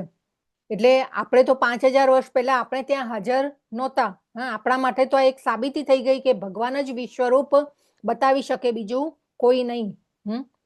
અને ભગવાનને એવી ખબર હતી કે ભવિષ્યમાં એવા માણસો પણ આવશે કે કહેશે કે હું જ ભગવાન છું, મારી પૂજા કરો. અને એવા માણસોને આપણે ટકોરા મારીને કહી શકાય કે ભાઈ વિશ્વરૂપ બતાવો, તમે ભગવાન છો તો, અને ના બતાવી શકતા હોય તો તમે ભગવાન નથી. એટલે એક બેન્ચમાર્ક સાબિત કરવા માંગતા હતા અર્જુનજી અને ભગવાન બંને જણા. તો અર્જુનજીના હૃદયમાં પણ પરમાત્મા તરીકે તો ભગવાન હતા, એટલે અર્જુનજીની ઈચ્છાને પણ ભગવાન જેને કહેવાય ને કે જાણતા હતા કે અર્જુનજી શું ઈચ્છે છે વિશ્વરૂપ બતાવવા માટે. એટલા માટે હંમેશા જેને કહેવાય ને કે બે જણની ઈચ્છા હતી કે ભગવાનની પણ ઈચ્છા હતી કે હું વિશ્વરૂપ બતાવું, અને ભગવાને વિશ્વરૂપ બતાવવાનું પછી શરૂઆત કરે છે. તો આપણે ભગવાનને વિશ્વરૂપ બતાવવાની માંગ કરી શકીએ કે નહીં? હરે કૃષ્ણ. કોણ કહેશે? આપણી એવી લાયકાત છે કે આપણે ભગવાનને કહી શકીએ કે? ના, આપણે ન કહી શકીએ. યસ, ખૂબ સુંદર માતાજી, થેન્ક યુ, ધન્યવાદ. 5મા શ્લોકમાં ભગવાન કે છે, જો ફરીથી પાછું શ્રી ભગવાન ઉવાચ, જ્યાં જ્યાં પણ ભગવાન બોલ્યા છે ત્યારે હંમેશા શ્રી ભગવાન ઉવાચ આવે છે. ભગવાન કે છે, પૂર્ણ પુરુષોત્તમ પરમેશ્વર બોલ્યા, હે અર્જુન, હે પાર્થ, હવે તું મારી વિભૂતિઓને જો, સેંકડો હજારો પ્રકારના દૈવી તથા વિવિધ વર્ણોવાળા રૂપોને જો. જો અહીંયા ભગવાને હે પાર્થ કહીને સંબોધન કર્યું છે. પાર્થ શેના વિશે પાર્થ કહીને સંબોધન કર્યું? હરે કૃષ્ણ. પાર્થ કહે એટલે શું યાદ કરવાનું? કોના પુત્ર છે અર્જુનજી? પૃથા પુત્ર. પૃથા પુત્ર. કુંતી માતાનું બીજું નામ છે પૃથા. અને અર્જુનજી કોના પુત્ર છે? માતા કુંતીના પુત્ર છે. એટલા માટે અહીંયા હે પાર્થ કહીને સંબોધન કર્યું. જો કુંતી માતાને પણ ભગવાને રણ મેદાનમાં યાદ કર્યા છે. કુંતી માતાએ, જેને કહેવાય ને કે અર્જુનજી કોના પુત્ર છે? માતા કુંતીના. અને માતા કુંતીનું જે કેરેક્ટર છે મહાભારતમાં ખૂબ અગત્યનું છે. તો ભગવાનના જ્ઞાનને સમજવા માટે, ભગવાનની ભક્તિ પ્રાપ્ત કરવા માટે, આધ્યાત્મિક જીવનમાં આગળ વધવા માટે, ભક્તોને યાદ કરવા, ભક્તોની સંગમાં રહેવું, અને ભક્તોના ગુણોને યાદ કરવા અને એમના વિશે સાંભળવું, એ ખૂબ અગત્યનું છે. અને ભગવાન એનાથી બહુ પ્રસન્ન થાય છે. ભગવાનના ભક્તો, ભગવાનને ભક્ત વત્સલ કહેવામાં આવ્યા છે. તો આ ખૂબ અગત્યનું છે. એટલા માટે આ જે સત્સંગ જે છે એનો એક પાયો છે ભક્તોને યાદ કરવા. આપણે ગઈકાલે જોયું હતું ને કે ભૌતિક વાતો કરવા માટે બહુ લોકો મળે છે, પણ સત્સંગ કરવા વાળા બહુ લોકો ઓછા મળે છે. તો આ ખૂબ અગત્યનું છે. અહીંયા ભગવાનને કુંતી માતાને યાદ કર્યા છે. હવે ભગવાન કે છે, હે ભારત, હવે તું અહીં આદિત્યો, વસુઓ, રુદ્રો, અશ્વિની કુમારો, મરુતો, અન્ય દેવોના વિભિન્ન રૂપોને જો, એવા અનેક આશ્ચર્યમય રૂપોને જો કે જેમને પૂર્વે કોઈએ ક્યારે જોયા નથી કે સાંભળ્યા નથી. જો હવે અર્જુન ભગવાને વિશ્વરૂપ બતાવવાનું શરૂઆત કરી દીધી છે, પરંતુ અર્જુન જેને કાંઈ દેખાઈ રહ્યું નથી. ભગવાન કહે છે કે જો હવે તું આ જો, પેલું જો. જો અહીંયા આપણને બધું દેખાઈ રહ્યા છે કે અહીંયા જે દેવતાઓ છે, 12 આદિત્યો, 8 વસુઓ, 11 રુદ્રો, 2 અશ્વિની કુમારો, મરુતો, તો આ બધા દેવતાઓ છે. તો આ દેવતાઓ પણ આપણે આના ઉપરથી જોઈ શકીએ છીએ કે આ દેવી દેવતાઓ જે છે એ પણ ભગવાનમાંથી પ્રગટ થયેલા છે. તો આપણે આપણે વૃક્ષના મૂળમાં પાણી આપવાનું છે. આપણે પહેલા પણ ચર્ચા કરી ગયા હતા કે દેવી દેવતાઓ જે છે એ કાકા મામા જેવા છે. તો ભગવાન અહીંયા શું કે છે, જેમને પૂર્વે કોઈએ ક્યારેય જોયા નથી કે સાંભળ્યા નથી. આ જે રૂપ છે અર્જુનજીને જેને જે બતાવ્યું છે વિશ્વરૂપ, એ પહેલા ક્યારેય કોઈએ જોયું નથી. જ્યારે શાંતિદૂત તરીકે ભગવાન ગયા દુર્યોધનના મહેલમાં, એ સભામાં, ત્યારે પણ ભગવાને મિની વિશ્વરૂપ બતાવેલું હતું કે ભાઈ લોકો સમજે કે હું પૂર્ણ પુરુષોત્તમ છું અને સમજી જાય અને આ યુદ્ધ ન થાય. એ પછી યશોદા માતાને પણ ભગવાને બ્રહ્માંડના દર્શન કરાવેલા છે. પરંતુ આ જે વિરાટ રૂપ છે ભગવાનનું, વિશ્વ રૂપ છે, એ કોઈએ ક્યારે પહેલા જોયું નથી એવું અહીંયા ભગવાન કહી રહ્યા છે. પણ જ્યારે અર્જુનજીને બતાવી રહ્યા હતા ત્યારે પ્રભુપાદે ભગવદ્ ગીતામાં ઉલ્લેખ કરેલો છે કે સ્વર્ગના દેવી દેવતાઓ અને જે બાહ્ય આકાશમાંના જે ગ્રહ અને લોકો છે એ લોકોએ વિશ્વરૂપને જોયું હતું. અને બીજું કોને જોયું હતું? સંજયજીને ધૃતરાષ્ટ્ર નહીં પણ સંજયજીએ જોયું હતું ને એનું વર્ણન ધૃતરાષ્ટ્રને કરી રહ્યા હતા. તો અર્જુનજી જ વિશ્વરૂપ જોઈ શક્યા. કેવી રીતે જોઈ શક્યા? ભગવાને શું કર્યું તો જોઈ શક્યા અર્જુનજી? હરે કૃષ્ણ. હરે કૃષ્ણ. દિવ્ય દ્રષ્ટિ આપી ત્યારે જોઈ શક્યા. દિવ્ય દ્રષ્ટિ આપી ત્યારે જોઈ શક્યા. તો અહીંયા ભગવાન કહી રહ્યા છે હવે અર્જુનજીને કે તું જે કંઈ જોવા ઈચ્છે છે હમણાં જ મારા દેહમાં જો, અત્યારે અને ભવિષ્યમાં પણ જે જોવા ઈચ્છતા હોય એ સર્વ વિશ્વરૂપમાં તું જોઈ શકીશ. અને એક જ સ્થાનમાં સ્થાવર અને જંગમ બધું જ સંપૂર્ણપણે અવસ્થિત છે. અને બીજા શ્લોકમાં 8મા શ્લોકમાં શું કહે છે ભગવાન? તું મને તારી આ વર્તમાન આંખે જોઈ શકીશ નહીં, હું તને દિવ્ય નેત્રો આપું છું. તો ભગવાને શું કર્યું? દિવ્ય નેત્રો આપ્યા. એટલા માટે અહીંયા ભગવાન અર્જુનજી આ વિશ્વરૂપને જોઈ શક્યા. તો ભગવાનને જાણવા અને સમજવા માટે આપણી પાસે પણ દિવ્ય નેત્રો હોવા જોઈએ. એને આપણે કહીએ છીએ શાસ્ત્ર ચક્ષુ. એક છે ચર્મ ચક્ષુ અને એક છે શાસ્ત્ર ચક્ષુ. જેમ જેમ આપણે આ શાસ્ત્રોને જાણીશું, ભગવદ્ ગીતા શ્રીમદ ભાગવતમને જાણીશું, ત્યારે ધીરે ધીરે આપણા પણ શાસ્ત્ર ચક્ષુ ખુલતા જશે. ભગવાન વિશે વધારે ને વધારે આપણે જાણતા જશું. તો આને કહેવાય દિવ્ય દ્રષ્ટિ. આપણને પણ ભગવાને આપેલી છે પરંતુ એનો આપણે ઉપયોગ કરતા નથી. તો આ ખૂબ મહત્વનું છે. તો ભગવાન કે છે એક જ સ્થાનમાં સ્થાવર અને જંગમ બધું જ સંપૂર્ણપણે અવસ્થિત છે. અહીંયા ગુડાકેશ કહીને સંબોધન છે. ગુડાકેશ એટલે શું? હરે કૃષ્ણ. નિંદ્રાને કાબુમાં નિંદ્રા પર લીધો છે તે. ઇન્દ્રિયો પર વિજય મેળવવું. યસ, ગુડાકેશ એટલે ને ઇન્દ્રિયો પર તો બરાબર છે પણ મેઇન જે છે નિદ્રા ઉપર. નિદ્રા ઉપર. અર્જુનજીએ નિદ્રા ઉપર વિજય મેળવેલો છે એટલા માટે ગુડાકેશ કહેવામાં આવે છે. જો ભગવાને આપણે જેમ આ 3D ચશ્મા મળે છે ને, ઘણીવાર ઘણા મૂવી આવે તો આપણને આવા ચશ્મા આપતા હોય છે અને એ ચશ્મા દ્વારા આપણે એ મૂવી જોઈ શકતા હોઈએ છીએ. તો ભગવાને આ ટ્રેલર બતાવવા માટે અર્જુનજીને દિવ્ય નેત્રો આપ્યા. હવે સંજયજીના શ્લોક આવી રહ્યા છે. તો સંજય બોલ્યા, હે રાજા, આ પ્રમાણે કહીને સર્વ યોગ શક્તિના પરમેશ્વર એવા પરમ યોગી ભગવાને અર્જુનને પોતાના વિશ્વરૂપનું દર્શન કરાવ્યું. તો અહીંયા પણ જુઓ સંજયજી હતા. સંજયજીને કોને દ્રષ્ટિ આપેલી? દિવ્ય દ્રષ્ટિ? હરે કૃષ્ણ. વેદવ્યાસ મુનિએ. વેદવ્યાસ મુનિએ. બરાબર, ખૂબ સુંદર માતાજી. અને અહીંયા સંજયજીએ ભગવાનને કયા શબ્દોથી આવકાર્યા છે, સંબોધન કર્યું છે? હરે કૃષ્ણ.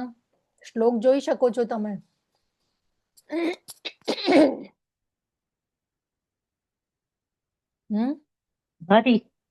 હરી. અને બીજો શબ્દ કયો છે? યોગ શક્તિના પરમેશ્વર. યોગેશ્વરો. તો સંજયજીએ પણ અહીંયા ભગવાનને શું કહ્યું? યોગેશ્વરો હરિહી. તો અહીંથી એ પણ સમજવાનું છે કે સંજય હતા એ પણ ભગવાનના ભક્ત હતા. સંજયજી પણ જાણતા હતા કે ભગવાન પૂર્ણ પુરુષોત્તમ છે. અને એમને જે શબ્દ વાપર્યા છે એ બધા શબ્દો ઉપરથી આપણને ખ્યાલ આવે છે. આખી ગીતામાં જ્યાં જ્યાં પણ સંજય બોલ્યા છે ત્યારે ભગવાન માટે પ્રાર્થના જેવો ચિતાર આપે છે આપણને. છેલ્લા 18મા અધ્યાયમાં તો ખૂબ સુંદર સંજયજીએ વર્ણન કર્યું છે ભગવાન માટે. અને અહીંયા ધૃતરાષ્ટ્રને પણ એ રાજા કહીને સંબોધન કરે છે. જો એટલે એમને પણ આમ ધૃતરાષ્ટ્રને પણ થાય કે ભાઈ મને પણ રાજા કીધો, એમને તો રાજા બનવું હતું ને. મારા મંત્રી છે એ પણ મને માનથી બોલાવે છે. એટલે અહીંયા પણ ભગવાનને એમ પહેલા મોટા કર્યા અને પછી ધૃતરાષ્ટ્રને રાજા કહીને સંબોધન કરે છે. ને હવે જો ધૃતરાષ્ટ્ર અહીંયા બાજુમાં આપણે ફોટા જોઈ રહ્યા છીએ. અહીંયા કેટલા ડરી ગયેલા આપણે જોઈ શકીએ છીએ. ધૃતરાષ્ટ્રને હતું કે હું જ રાજા તરીકે રહું. જો આસક્તિ માણસમાં કેટલી હોય છે કે ભાઈ મારા પુત્રો જીતી જશે. એમની સાથે તો ભીષ્મ છે, દ્રોણ છે, આટલી મોટી નારાયણની સેના છે, એટલે એ જ જીતી જશે. પણ જેવી ખબર પડી કે ભગવાને વિરાટ રૂપ બતાવ્યું, હાંજા ગગડી ગયા. જો આ છે ને એક ભગવાનની લીલા પણ હતી. આપણે ઘણીવાર ધૃતરાષ્ટ્રને ખોટી રીતે આપણે લઈએ છીએ, પણ મહાભારતમાં વર્ણન છે કે ધૃતરાષ્ટ્ર પણ એ પછીથી ભગવાનના ભક્ત બન્યા હતા. જ્યારે ભગવાન આ કુરુક્ષેત્રનું યુદ્ધ પૂરું થયું અને પછી ભગવાન હસ્તિનાપુરથી જ્યારે નીકળવાના હતા, દ્વારકા પરત ફરવાના હતા, ત્યારે એકવાર યુધિષ્ઠિરજીએ કહ્યું કે ભાઈ ભગવાન તમે હજી રોકાઈ જાઓ ને થોડા. તો ત્યારે પાછા યુધિષ્ઠિરના કહેવાથી રોકાઈ જાય છે ભગવાન. ફરીવાર પાછા એકવાર કુંતી માતા કહે છે તો પાછા ભગવાન રોકાઈ જાય છે. પણ જ્યારે હવે ભગવાન વિચારે છે કે ના હવે તો મારે જવું જ જોઈએ, ત્યારે ધૃતરાષ્ટ્ર જે છે, ધૃતરાષ્ટ્રને ખબર હતી કે ભગવાન પૂર્ણ પુરુષોત્તમ છે. પરંતુ જે આ રાગ આસક્તિ જે છે એ ખૂબ પ્રબળ હતી એમનામાં. પણ જ્યારે છેલ્લા ટાઈમે ભગવાન જવાના હતા ત્યારે ધૃતરાષ્ટ્ર ભગવાન જઈ રહ્યા છે એ સાંભળી અને મૂર્છિત થઈ ગયા હતા કે ભગવાન હવે જઈ રહ્યા છે અમારી પાસેથી. એટલે એવું નથી કે ધૃતરાષ્ટ્ર ખૂબ જેને કહેવાય ને કે બહુ આસક્તિ, શરૂઆતમાં આ ભગવાનની લીલા હતી એ પ્રમાણે થયું, પણ પછી ધૃતરાષ્ટ્ર ભગવાનની જ્યારે વનમાં જાય છે ત્યારે ભગવાનની ભક્તિ કરી અને પછી શરીર છોડે છે. તો આ મહાભારતમાં વર્ણન છે આ. તો સંજય બોલ્યા, હે રાજા, આ પ્રમાણે કહીને સર્વ યોગ શક્તિના પરમેશ્વર એવા પરમયોગી ભગવાને અર્જુનને પોતાના વિશ્વરૂપનું દર્શન કરાવ્યું. તો હવે સંજયજી ધૃતરાષ્ટ્રને કહી રહ્યા છે. હવે સંજયજીના શ્લોક શરૂ થાય છે કે અર્જુનજીએ શું શું જોયું વિશ્વરૂપમાં એ ધૃતરાષ્ટ્રને કહી રહ્યા છીએ. તો અહીંયા આવ્યો 11મો શ્લોક. અર્જુન તે વિશ્વરૂપમાં અસંખ્ય મુખ, અસંખ્ય નેત્ર તથા અસંખ્ય આશ્ચર્યમય દ્રશ્યો જોયા. આ રૂપ અનેક દિવ્ય આભૂષણોથી અલંકૃત હતું, અનેક દિવ્ય શસ્ત્રોથી સજ્જ હતું, દૈવી માળાઓ તથા વસ્ત્રથી શોભતું હતું અને અનેક સુગંધી દ્રવ્યોના વિલેપન વાળું હતું. બધું જ આશ્ચર્યમય, તેજમય, અસીમ તથા સર્વવ્યાપક હતું. જો હવે જે ભગવાને કાલના અધ્યાયમાં વિભૂતિઓ બતાવી હતી એ એકચ્યુઅલ જોઈ રહ્યા છે અર્જુનજી ભગવાનના વિશ્વરૂપમાં. અને ભગવાનનું સ્વરૂપ કેવું હતું? આભૂષણોથી અલંકૃત હતું, દિવ્ય શસ્ત્રોથી સજ્જ હતું, દૈવી માળાઓ અને વસ્ત્રથી શોભતું હતું. અને બીજું એક અહીંયા જે ટોપિક છે એ કે છે કે અનેક સુગંધી દ્રવ્યોના વિલેપન વાળું હતું. તો જો આ જે સુગંધ જે છે ભગવાનના દિવ્ય શરીરમાંથી એક સુગંધ પણ પ્રગટ થતી હોય છે. અને એ સુગંધનો અનુભવ જે છે એ સંજયજીએ હસ્તિનાપુરમાં બેઠા બેઠા પણ કર્યો હતો. હસ્તિનાપુર એટલે આજનું દિલ્હી, એને પહેલા ઇન્દ્રપ્રસ્થ કહેવાતું. તો સંજય કેવી રીતે જોઈ શકે છે વિશ્વરૂપ દર્શન?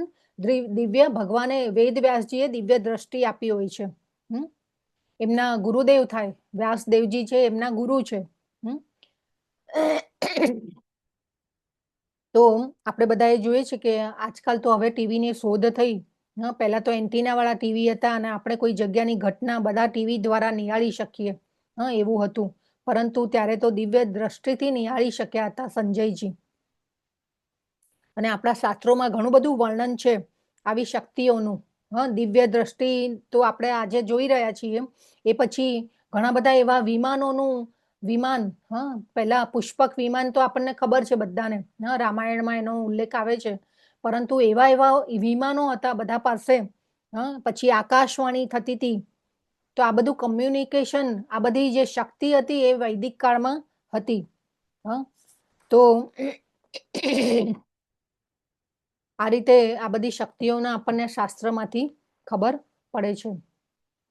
તો જો અહીંયા ભગવાન આપણે બધા રસોનું વર્ણન છે શાસ્ત્રમાં. શાંત રસ, દાસ્ય રસ, સાખ્ય રસ. તો આ બધા રસોનું વર્ણન છે. પરંતુ માધુર્ય રસ એ તો જે 5 જે છે એ મુખ્ય રસો છે. અને બીજા જે છે એ ગૌણ રસો છે. એમાં હાસ્ય રસ આવે, પછી આશ્ચર્ય, એ પછી વીર રસ. ભીષ્મ પિતામહે વીર રસમાં ભગવાનની ભક્તિ કરી હતી. તો અત્યારે જે છે ને, જો અહીંયા બાજુમાં ફોટામાં પણ તમે જોઈ રહ્યા છો, અર્જુનજીનો જે હાવભાવ છે એકદમ આશ્ચર્ય દેખાઈ રહ્યું છે, અદ્ભુત. આમ કે વિશ્વરૂપ જ્યારે શરૂઆત કરી ભગવાને બતાવવાની, ત્યારે આશ્ચર્ય રસમાં એનું આસ્વાદન કરી રહ્યા છે. હવે ભગવાનને કહે છે કે, સંજયજી કહે છે ધૃતરાષ્ટ્રને કે આકાશમાં જો હજારો સૂર્ય એક જ સમયે એક સાથે ઉદય પામે તો તેમનો પ્રકાશ કદાચ પરમ પુરુષોત્તમના વિશ્વરૂપના દેદીપ્યમાન તેજ સમાન થઈ શકે. જો હજારો સૂર્યની વાત કરી રહ્યા છે સંજયજી, કે એટલો એ જે પ્રકાશ હતો, આપણે તો એક સૂર્ય તપતો હોય તો કેટલા હેરાન પરેશાન થઈ જઈએ છીએ.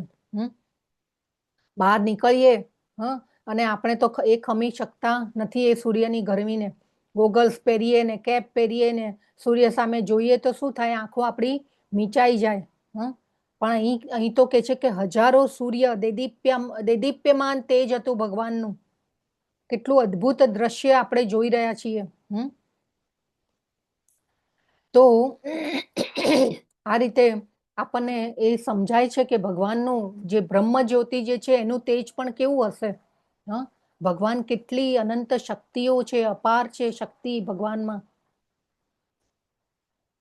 13મા શ્લોકમાં કહે છે કે અર્જુનને ભગવાનના વિશ્વરૂપમાં એક જ સ્થાનમાં રહેલા હજારો ભાગોમાં વિભક્ત બ્રહ્માંડના અનંત આવિર્ભાવોનું દર્શન થયું.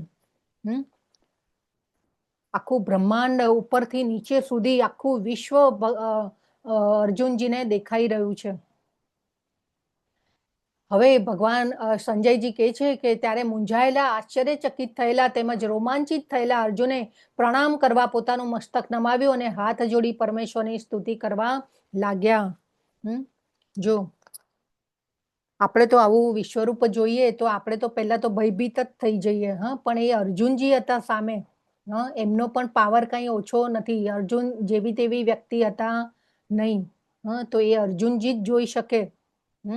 આપણને તો કદાચ આપણી એવી લાયકાત જ નથી કે ભગવાન આપણને દર્શન આપે કે આપણે તો બહુ જેને કહેવાય ને કે આમ આપણે તો બધા પતિત જીવો. આપણે પતિત જીવો જો બની અને ભગવાનની ને ભજીશું ને તો કદાચ ભગવાન આપણી ઉપર પ્રસન્ન થઈ શકે. તો દિવ્ય દર્શન થતા જ અર્જુનજી અને કૃષ્ણનો સંબંધ જે છે પછી એકદમ બદલાઈ જાય છે. આટલું બધું ઐશ્વર્ય જુએ છે અને આશ્ચર્યચકિત અને રોમાંચિત થઈ જાય છે. એટલા માટે અર્જુનજી જેને કહેવાય ને કે નમસ્કાર કરે છે ભગવાનને. મસ્તક નમાવ્યું અને હાથ જોડી પરમેશ્વરની સ્તુતિ કરવા લાગ્યા. તો આ બધું ખૂબ અગત્યનું છે. ભગવાનને હવે એ સ્તુતિ કરે છે. તો આ પ્રાર્થના જે છે ને એ ખૂબ મહત્વની છે. અર્જુનજી સ્તુતિ કરવા લાગે છે. આટલો ઉચ્ચ અને અર્જુનજીમાં આટલા એકદમ ઉચ્ચ કોટીના ભક્ત હતા અને એમનામાં પણ ગુણો હતા. એમના ભક્ત હતા ભગવાનના. એટલા માટે હંમેશા જેને કહેવાય ને કે મસ્તક નમાવ્યું અને હાથ જોડી પરમેશ્વરની સ્તુતિ કરવા લાગ્યા. એ પછી અર્જુનજીએ કહ્યું, હે ભગવાન કૃષ્ણ, હું આપના દેહમાં સર્વ દેવોને તથા હે અન્ય વિવિધ જીવોને એકત્ર થયેલા જોઈ રહ્યો છું. હું કમળના આસન પર બિરાજમાન બ્રહ્માજીને તેમજ શિવજીને તથા સર્વ ઋષિઓ અને દિવ્ય સર્પોને જોઈ રહ્યો છું. તો કાલે ભગવાને શું કહ્યું હતું? હું દિવ્ય સર્પોમાં હું કોણ છું? વાસુકી વાસુકી વાસુકી. હા, યસ. તો એ વાસુકી જે છે, સર્પ, એ જ્યારે બ્રહ્માંડ ભગવાન ઉત્પન્ન કરે છે અને ગર્ભોદકશાહી વિષ્ણુ તરીકે ભગવાન બ્રહ્માંડમાં પ્રવેશ કરે છે ત્યારે એમની શૈયા બને છે ભગવાન, અને ભગવાન એના ઉપર યોગ નિદ્રામાં શયન કરે છે. અને જો અહીંયા અર્જુનજી શું જોઈ રહ્યા છે? બ્રહ્માજીને પણ જોઈ રહ્યા છે, કમળ ઉપર પ્રગટેલા બ્રહ્માજીને પણ જોઈ રહ્યા છે. અને બધા જ દેવી દેવતાઓને પણ જોઈ રહ્યા છે. અને આગળના શ્લોકમાં અર્જુનજીએ જોયું અસંખ્ય મુખો, અસંખ્ય નેત્રો. તો એ બધા કોણ હતા? બધા જ જીવાત્માઓ, અને અન્ય વિવિધ જીવોને પણ એકત્ર થયેલા જોઈ રહ્યા છે અર્જુનજી. તો આખું સૃષ્ટિનું સર્જન શ્રીમદ ભાગવતમમાં આપણે જાણી રહ્યા છીએ. અત્યારે શ્રીમદ ભાગવતમમાં સૃષ્ટિનું સર્જન ચાલી રહ્યું છે, અને વિરાટ પુરુષ દ્વારા કઈ રીતે બધું પ્રગટ થાય છે એ બધું ચાલી રહ્યું છે. તો આપણે એમાં સમજાય છે કે ભગવાન કેવી રીતે બ્રહ્માંડમાં પ્રવેશ કરી અને બધું જેને કહેવાય ને કે સર્જન કરે છે. તો દેવી દેવતાઓ પણ ભગવાનમાંથી પ્રગટ થયેલા છે. આ વિશ્વરૂપ સમજીને આપણે એ વાતને પણ સમજવાની છે. તો ભગવાન દેવી દેવતાઓ જે કોણ છે? બ્રહ્માંડમાં બ્રહ્માંડનું કાર્ય ચલાવવા માટે ભગવાને અલગ અલગ પદવીઓ આપેલી છે. બ્રહ્મા પણ એક પોસ્ટ છે, ઇન્દ્ર પણ એક પોસ્ટ છે. તો અલગ અલગ પોસ્ટ આપેલી છે ભગવાને દેવી દેવતાઓને. અને આપણા કરતા હાયર ઉચ્ચ કોટીના ભક્તો છે ભગવાનના, એટલા માટે ભગવાને એમને હાયર કેટેગરી આપેલી છે આ બ્રહ્માંડના કાર્ય માટે.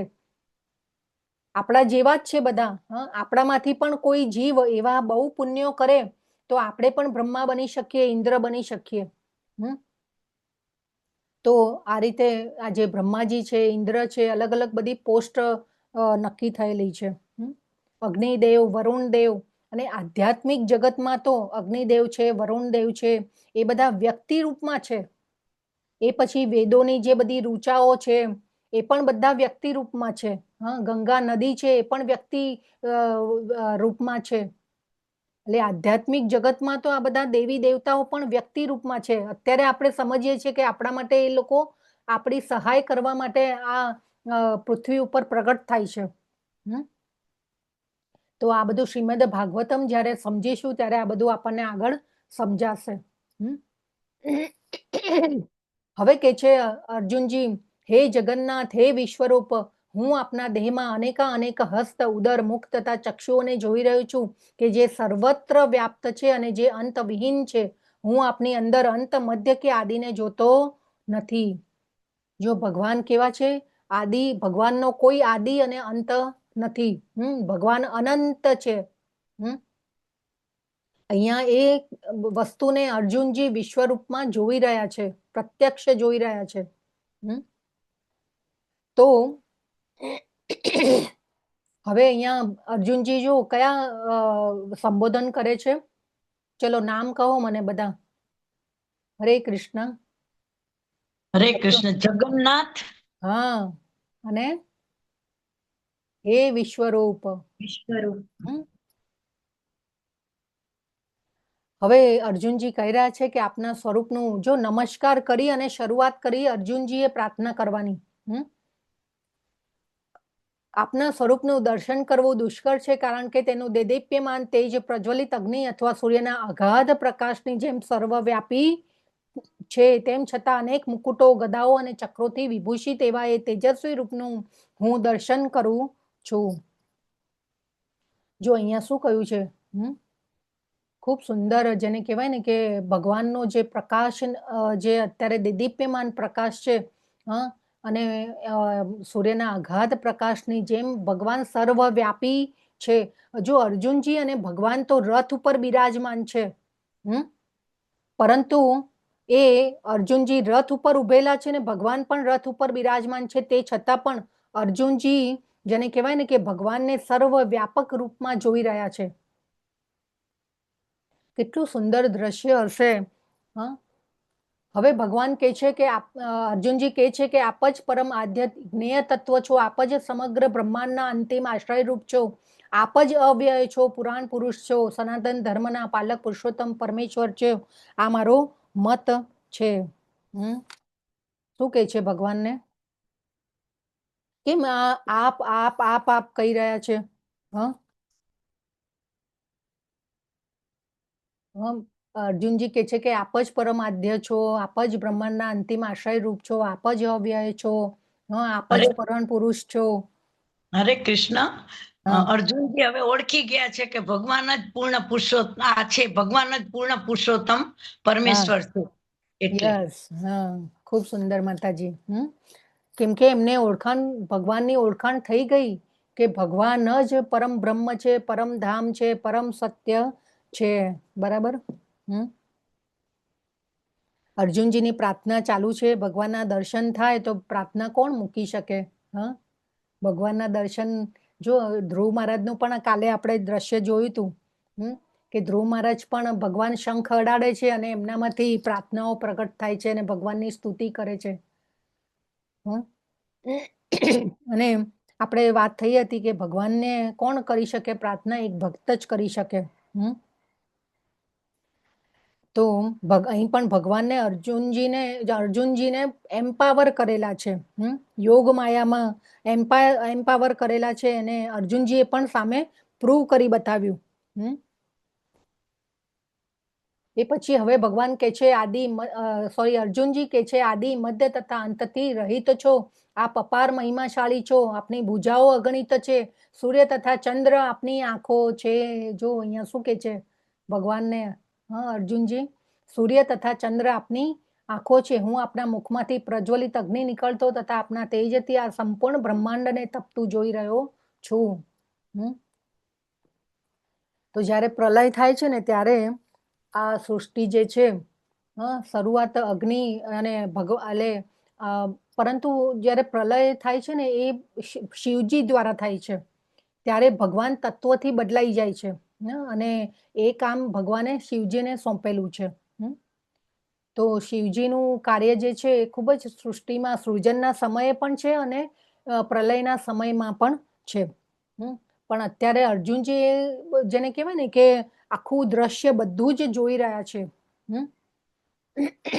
અને અત્યારે આશ્ચર્ય રસમાં એનું આસ્વાદન કરી રહ્યા છે.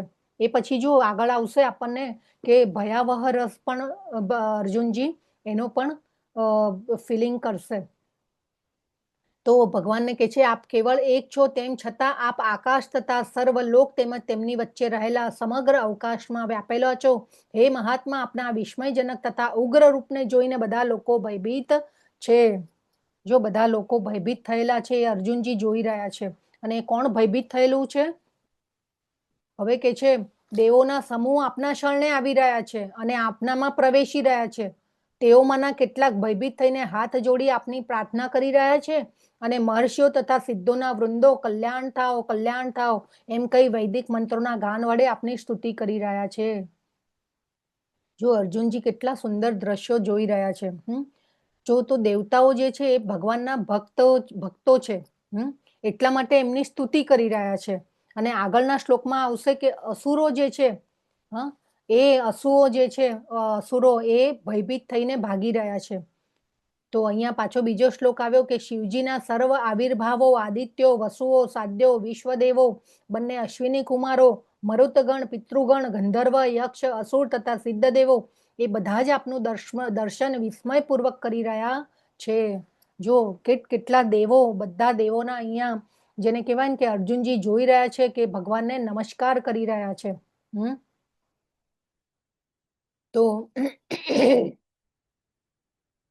હે મહાબાહુ, આપના આ અનેક મુખ, નેત્ર, બાહુ, જાંગો, ચરણ, ઉદર તથા ભયાનક દાંતોવાળા વિરાટ રૂપને જોઈને દેવો સહિત બધા લોક અત્યંત વ્યથિત થયા છે અને તે જ પ્રમાણે હું પણ વ્યથિત થયો છું.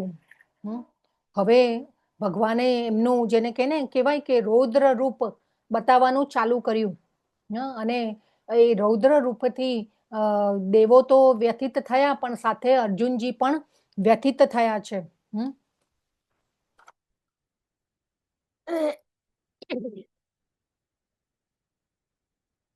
થોડો ભય પણ પેદા થયો છે અર્જુનજીના ઓલા મનમાં હવે કે છે અર્જુનજી, હે સર્વવ્યાપી વિષ્ણુ આકાશને સ્પષ્ટતા અનેક તેજસ્વી રંગથી શોભતા આપને આપના વિસ્ફારિત મુખોને અને આપના અત્યંત જ્યોતિર્મય નેત્રોને જોતા જ મારું ચિત્ત ભયથી વ્યાકુળ થયું છે.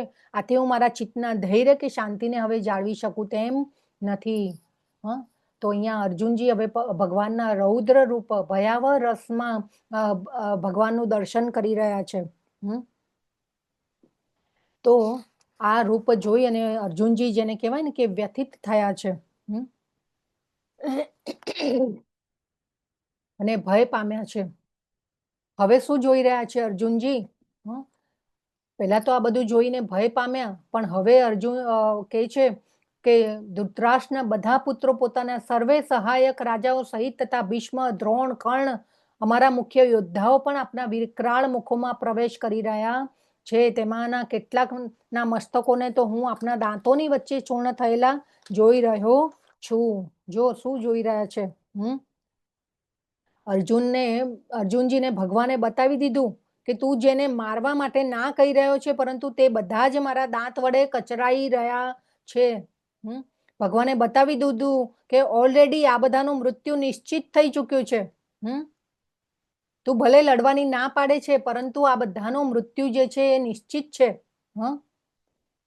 તો આ ખૂબ જ જેને કહેવાય ને કે ભગવાને ટ્રેલર બતાવી દીધું અર્જુનજીને કે ભાઈ ઊભો થા અને યુદ્ધ લડ.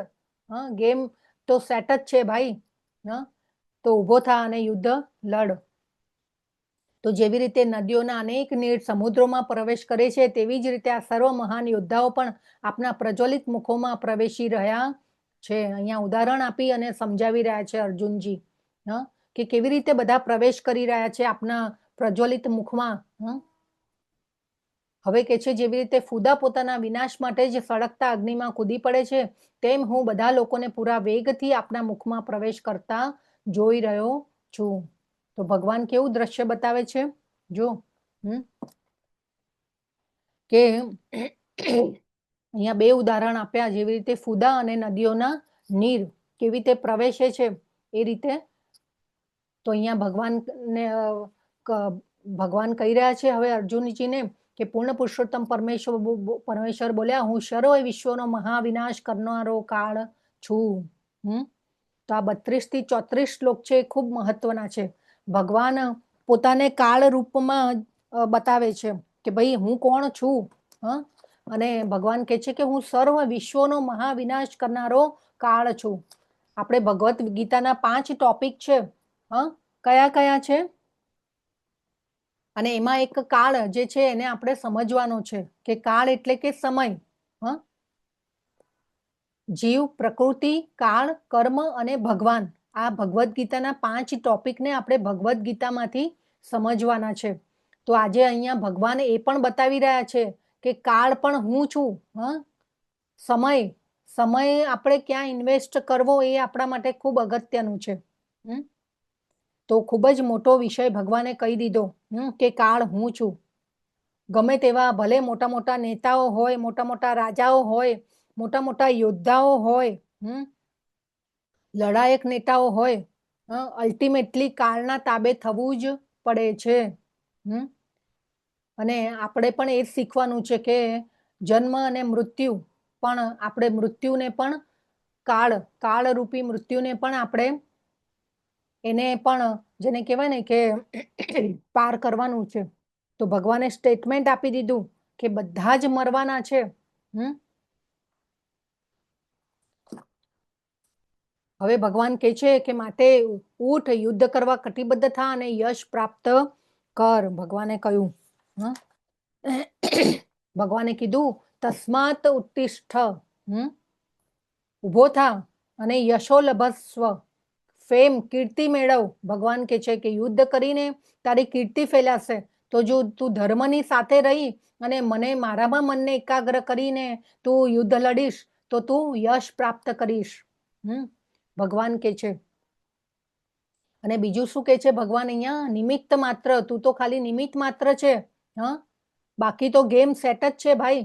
અર્જુનને કહે છે કે આ જે ગેમ છે એ સેટ જ છે, એટલે ઊભો થા અને લડવા માટે તૈયાર થા. તો આ જે સંદેશો છે એ ખાલી અર્જુન માટે નથી, આપણા માટે પણ છે તો આ સંસાર રૂપી યુદ્ધ આપણે લડી રહ્યા છીએ, આપણે તો ખાલી નિમિત્ત માત્ર છે. તો આપણે જેને કહેવાય ને કે બધું જ પ્રી ડિસાઇડેડ હોય છે આપણા કર્મના પ્રમાણે કે કઈ રીતે આપણું શું થશે, કે આપણું જીવન કેવું હશે, પણ આપણે ખાલી નિમિત્ત માત્ર બનવાનું છે. આપણે નિમિત્ત માત્ર બની અને સંસારના યુદ્ધને લડવાનું છે. ઊભા થવાનું છે, ઉઠવાનું છે, નિમિત્ત માત્ર બનવાનું છે. શું ખબર કોઈ વસ્તુ આપણે વિચારી ના હોય તો પણ ભગવાન આપી દે આપણને.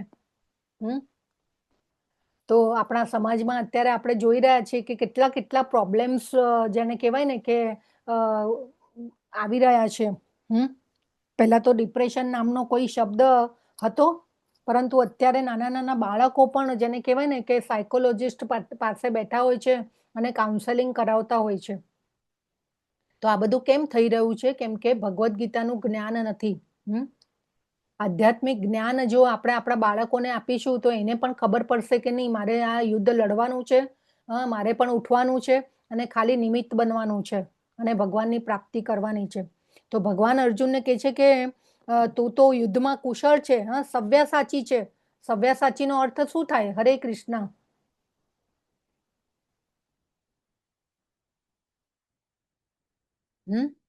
બે હાથેથી કુશળ યુદ્ધ કરી શકે, એને સવ્યાસાચી કહેવાય. તો ભગવાન કહે છે કે તું તો ખાલી નિમિત્ત માત્ર છે, તું તો સવ્યાસાચી છે. તો આ યુદ્ધનું લક્ષણ છે કે આપણે જાણીએ છીએ કે બધું જ કૃષ્ણની યોજનાથી ચાલે છે અને એ યોજનામાં કેવળ ભાગ લેવાનો છે આપણે. તો બીજું કહે છે કે યશની પ્રાપ્તિ કર. તો કેવા કેવા યશની પ્રાપ્તિ માટે, જેને કહેવાય ને કે ભગવાન આપણને કયા યશની પ્રાપ્તિ માટે કહી રહ્યા છે? જીવનમાં સાચો યશ શું છે? આપણને બધાને ફેમસ થવાની, યશવાન બનવાની ઈચ્છા હોય છે. એક મનના ખૂણે આપણને પણ એમ થાય કે આપણી પણ કોઈ સરાહના કરે, આપણે પણ યશવાન થઈએ. પણ એ યશવાન સાચો યશ શું છે? એ આપણે આ શ્લોકમાંથી સમયે ભગવાનનું સ્મરણ. યસ, ખૂબ સુંદર માતાજી.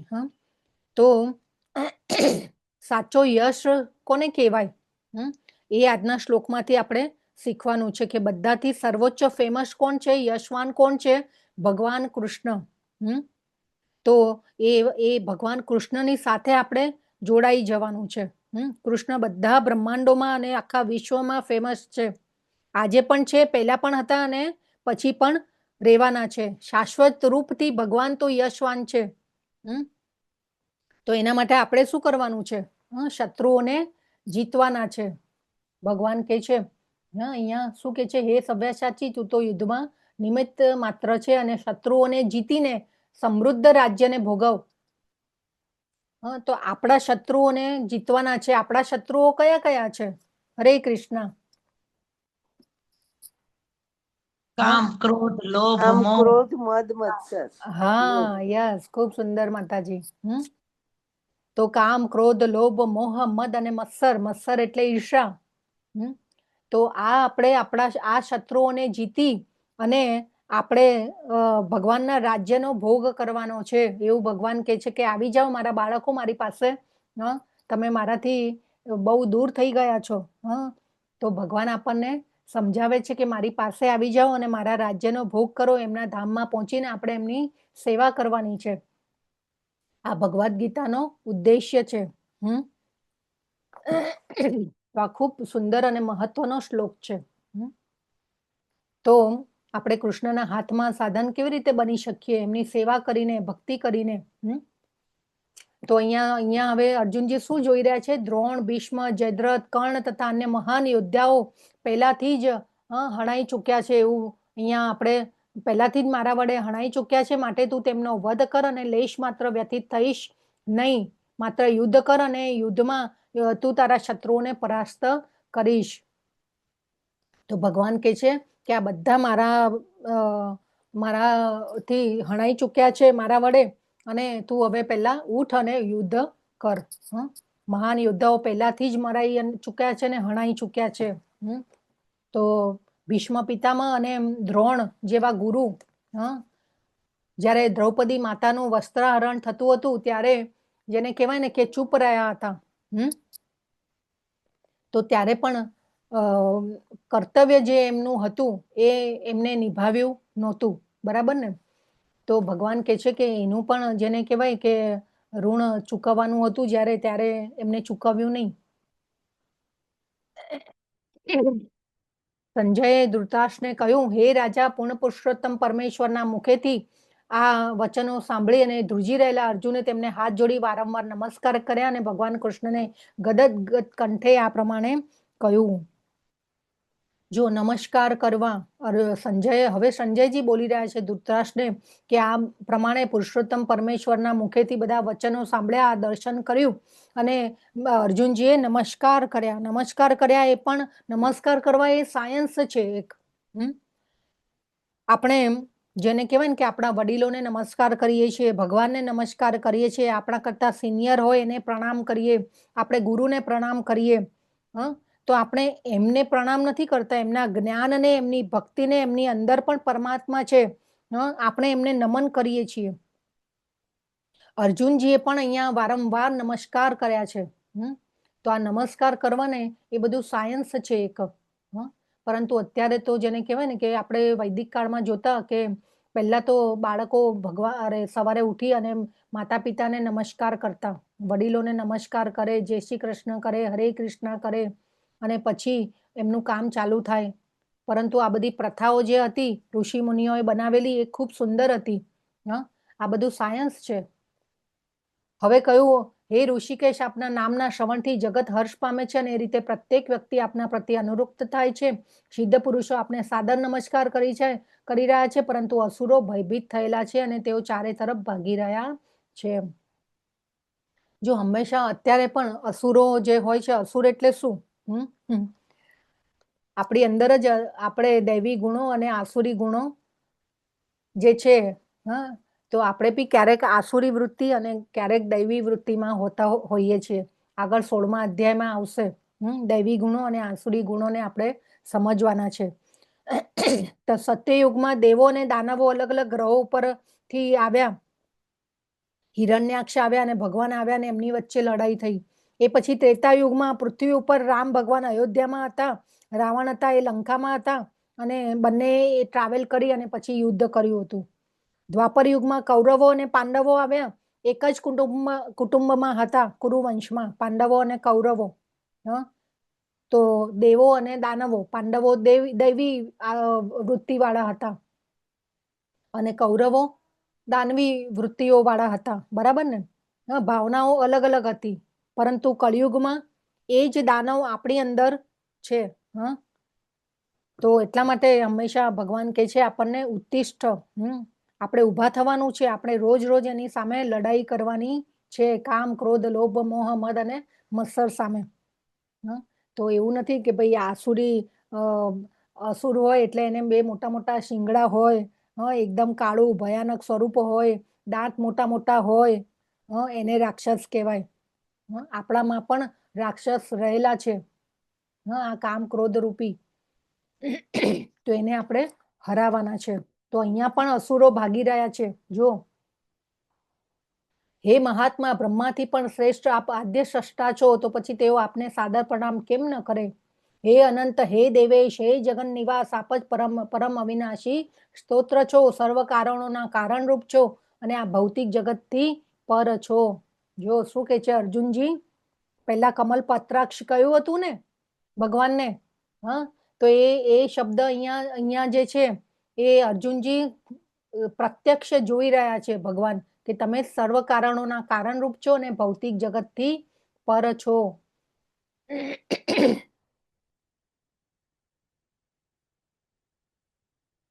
હવે કે છે આદ્ય પરમેશ્વર, સનાતન પુરુષ તથા દ્રશ્ય જગતના અંતિમ આશ્રય સ્થાન છો.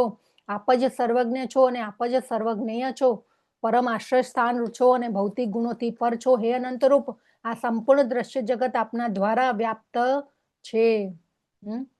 તો અહીંયા ટોટલી જોઈ રહ્યા છે અર્જુનજી.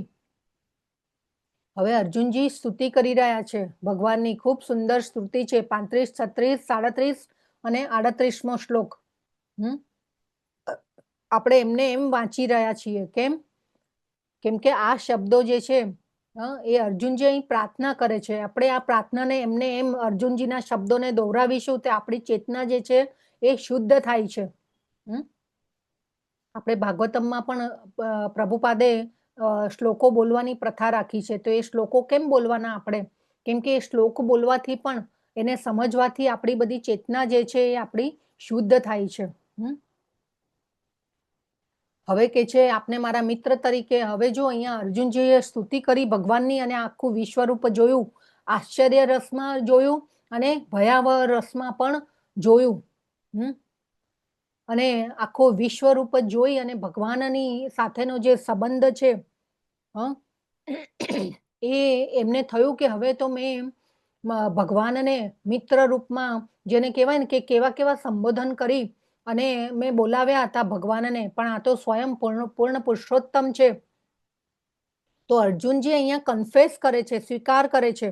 અર્જુનજીને અહીં દુઃખ થયું છે કે આ તો સ્વયં ભગવાન અને મેં કેટલું અયોગ્ય વસ્તુ કરી કે તેમને હે સખા, હે મિત્ર, હે યાદવ જેવા અવિચારી શબ્દોથી મેં સંબોધન કર્યું. જમતી વેળાએ, ઘણીવાર વિનોદમાં, વિશ્રામના સમયે, સૂતી વખતે, સાથે બેઠા હોઈએ ત્યારે.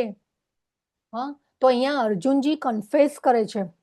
આપણે પણ ઘણીવાર ગાઢ મિત્રો હોય ને તો ઘણીવાર મિત્રોને આપણે કેવી આમ આનંદ પ્રમોદમાં આપણે કોઈ જેને કહેવાય ને કે એનું જે પેટનેમ હોય એનાથી બોલાવી લઈએ, હે અલા તે તો આમ કરી નાખ્યું, ઓર્ડર પણ કરીએ, ઝઘડીએ પણ ખરા, ભેગા પણ થઈ જઈએ પાછા. તો આ મિત્રોનો જે સંબંધ હતો, સખાનો સંબંધ હતો, તો અર્જુનજીને હવે દુઃખ થયું છે કે મેં ભગવાનને કેવી રીતે આ બધા સંબોધન આવી રીતે કર્યા. તો અહીંયા અર્જુનજી કહે છે કે આપના મહિમાથી હું અજાણ હતો, મૂર્ખામી કે પ્રેમવશ મેં જે કંઈ પણ કર્યું હોય તો એના માટે મને ક્ષમા આપો. અહીંયા ભગવાન પાસે ક્ષમા માંગી રહ્યા છે. જો અર્જુનજી એમની મિત્રતાને ભૂલ્યા નથી, પરંતુ ભગવાનના ઐશ્વર્યોને જોઈને ક્ષમા યાચના કરી રહ્યા છે. તો જો આ શ્લોકમાંથી આપણે એ વસ્તુ શીખવાની છે કે આપણાથી પણ કોઈ ભૂલ થઈ જાય તો ભગવાન પાસે ક્ષમા માંગી લેવી જોઈએ કે ભાઈ મારાથી આ ભૂલ થઈ ગઈ છે પ્રભુ, હું આવી ભૂલ બીજી વાર નહીં કરું. એટલે એને કન્ફેક્શન થયું કહેવાય. આપણે કોઈ પણ ભૂલ કરીએ, આપણે કદાચ કોઈ વાર કોઈને કહી શકીએ, કોઈને ન પણ કહી શકીએ કે મારાથી આ કાર્ય થઈ ગયું છે. તો ભગવાન તો આપણું બધું જ સાંભળે છે. તો ભગવાન પાસે એ વસ્તુનો સ્વીકાર કરવો જોઈએ. અને એ જ્યારે પશ્ચાતાપ થાય છે ને તો આપણી અડધી માફી થઈ જાય છે. એ ભગવાન આપણને અડધી માફી તો ત્યાં જ મળી જાય છે કે આપણે એ પશ્ચાતાપ કર્યો. એટલે એ પશ્ચાતાપ થવો એ ખૂબ મહત્વનો છે. અને આ શાસ્ત્રોમાં પણ સમજાવેલું છે. ભગવાનને કહેવાનું કે હું જેવી છું એવી, હું જેવો છું એવો, ખરો ખોટો મારો સ્વીકાર કરો. અને ભગવાનને એ તો રોજ પ્રાર્થના કરવાની કે હું તમારી પાસે પહોંચી શકું, હું તમારી પાસે આવી શકું, એવો ઉચ્ચ જીવ મને બનાવો. આપણી એવી કોઈ લાયકાત નથી, એટલે તો અહીંયા કળિયુગમાં છીએ, આપણે કોઈ ભૂલ કરીને આવ્યા છીએ. આપણે બધા પહેલા આધ્યાત્મિક જગતમાં જ હતા. પણ એ ભગવાનની સત્તાનો આપણે સ્વીકાર નથી કર્યો, એટલા માટે આપણે કળિયુગમાં આવી ગયા છીએ. તો આપણે ભગવાનને રોજ પ્રાર્થના કરવી જોઈએ કે મારી કોઈ લાયકાત નથી કે હું તમારી પાસે પહોંચી શકું, પરંતુ મને એવો ઉચ્ચ જીવ બનાવો કે હું તમારી પાસે આવી શકું. તમે મને બોલાવી રહ્યા છો, પરંતુ આ પ્રાર્થના કરવી જોઈએ આપણે રોજ જ ભગવાનને. અને સવારે ઉઠીને અને રાત્રે સૂતી વખતે તો રોજ પ્રાર્થના કરવી જોઈએ કે તમે મને સવારે ઉઠીને તો રોજ પ્રાર્થના કરવી જોઈએ કે તમે મને નવો દિવસ બતાવ્યો, હું આજે ભગવદ્ ગીતાનું વધારે જ્ઞાન લેવાની કોશિશ કરીશ, તમારું નામ લેવાની કોશિશ કરીશ. આ બધું ખૂબ અગત્યનું છે. તો અર્જુનજી અહીં માફી માંગી રહ્યા છે. તો અર્જુનજી કહી રહ્યા છે મારા માટે અભૂતપૂર્વ એવા આપના વિશ્વરૂપના દર્શન કરીને હું આનંદ વિભોર થયો છું, પરંતુ તેની સાથે મારું મન ભયથી વિચલિત પણ થયું છે. હે દેવેશ, હે જગદાદાર, આપ મારી ઉપર પ્રસન્ન થાઓ અને મને પુરુષોત્તમ પરમેશ્વર તરીકે આપના ભગવત સ્વરૂપના પુનઃ દર્શન આપો. પરમેશ્વર રૂપે આપના ભગવત સ્વરૂપના પુનઃ દર્શન આપો. અહીંયા હવે અર્જુનજી વિનંતી કરી રહ્યા છે કે હવે હું આશ્ચર્ય રૂપમાં તો કર્યું, પછી ભયાવહ રૂપમાં પણ કર્યું દર્શન, હવે ભગવાનને કહી રહ્યા છે કે હવે આ રૂપને તમે જેને કહેવાય ને કે એની પૂર્ણાહુતિ કરો. કેમ કે એટલા બધા ભયભીત થઈ ગયા હતા અર્જુનજી. તો હવે ભગવાનને કહી રહ્યા છે, હે 1000 ભુજાઓ વાળા પ્રભુ, હું આપના મુકુટધારી ચતુર્ભુજ સ્વરૂપના દર્શન કરવા ઈચ્છું છું, કે જેમાં આપ મસ્તકે મુકુટ અને આપણી ભુજામાં શંખ, ચક્ર, ગદા તથા પદ્મ ધારણ કરો છો. આ દર્શન કરવાની મને અભિલાષા છે. તો ભગવાનને એમના ચતુર્ભુજ રૂપમાં દર્શન કરવા માટે કહી રહ્યા છે.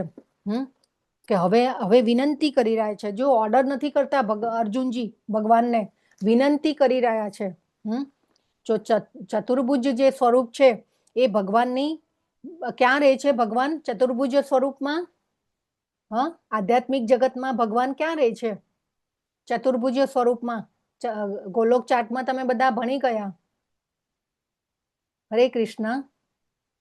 વૈકુંઠમાં માતાજી. હરે કૃષ્ણ. હરે કૃષ્ણ. યસ, વૈકુંઠમાં. બરાબર. તો વૈકુંઠ જે છે ને એ ઓફિસ છે ભગવાનની. ત્યાં ભગવાન રહી અને પછી બધા જેને કહેવાય ને કે બધી ચર્ચાઓ થતી હોય કે કયા બ્રહ્માંડમાં શું ચાલી રહ્યું છે, કયા બ્રહ્માંડમાં અત્યારે શું પ્રગતિ થઈ રહી છે. તો એ બધી જે વૈકુંઠ જે છે ને એ ઓફિસ છે ભગવાનની. ઓફિસમાં કેવો ભાવ હોય? Yes sir, yes sir. બધા કરતા હોય ને, અત્યારે પણ આપણે ભૌતિક જગતમાં પણ જોઈએ છીએ, બધા યસ સર કરતા હોઈએ. તો આ રીતે હવે ભગવાનને ચતુર્ભુજ સ્વરૂપમાં જોવાની ઈચ્છા કરે છે અર્જુનજી. અને 48મા શ્લોકમાં કહે છે કે હે કુરુવર શ્રેષ્ઠ, તારાથી પૂર્વે હવે ભગવાન કહી રહ્યા છે કે આ વિશ્વરૂપને કદી કોઈએ જોયું નથી. કેમ કે આ ભૌતિક જગતમાં મારા આ રૂપનું દર્શન ન તો વેદાધ્યાનથી, ન તો યજ્ઞ કરવાથી કે દાનથી કે સત્કર્મ કરવાથી, ન તો કઠોર તપ કરવાથી પણ થઈ શકે છે. તો ભગવાનના દર્શન કેવી રીતે થઈ શકશે? Only and only. હવે ભગવાન જવાબ આપશે આગળના શ્લોકમાં કે મારું દર્શન કેવી રીતે થઈ શકે.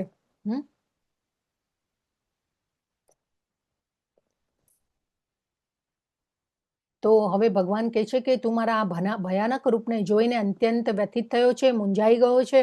એ હવે ભલે સમાપ્ત થાય. હે મારા ભક્ત, સર્વ વ્યથામાંથી તું મુક્ત થા અને હવે શું શાંત મનથી તને ગમતા તારા સ્વરૂપનું, મારા સ્વરૂપનું દર્શન કરી શકે છે. તો હવે ભગવાન જે છે એ પહેલા પોતાના ચતુર્ભુજ રૂપનું દર્શન આપે છે અને પછી ભગવાન એમના પોતાના મૂળ સ્વરૂપમાં આવી જાય છે. અર્જુનને આ પ્રમાણે કયા પછી ભગવાન કહે છે કે તેમનું સાચું ચતુર્ભુજ રૂપ દર્શાવ્યું અને છેવટે પોતાનું દ્વિભુજ રૂપ દર્શાવી ભયત્રસ્ત અર્જુનને ઉત્સાહિત કર્યો. તો ભગવાનનું દ્વિભુજ જે સ્વરૂપ છે એમના ઘરમાં છે. ત્યાં જઈએ તો ભગવાનને આ ભાવથી ભજી શકીએ. તો દ્વિભુજ જે સ્વરૂપ છે એ ક્યાં આગળ છે? ગોલોકધામમાં. બરાબર.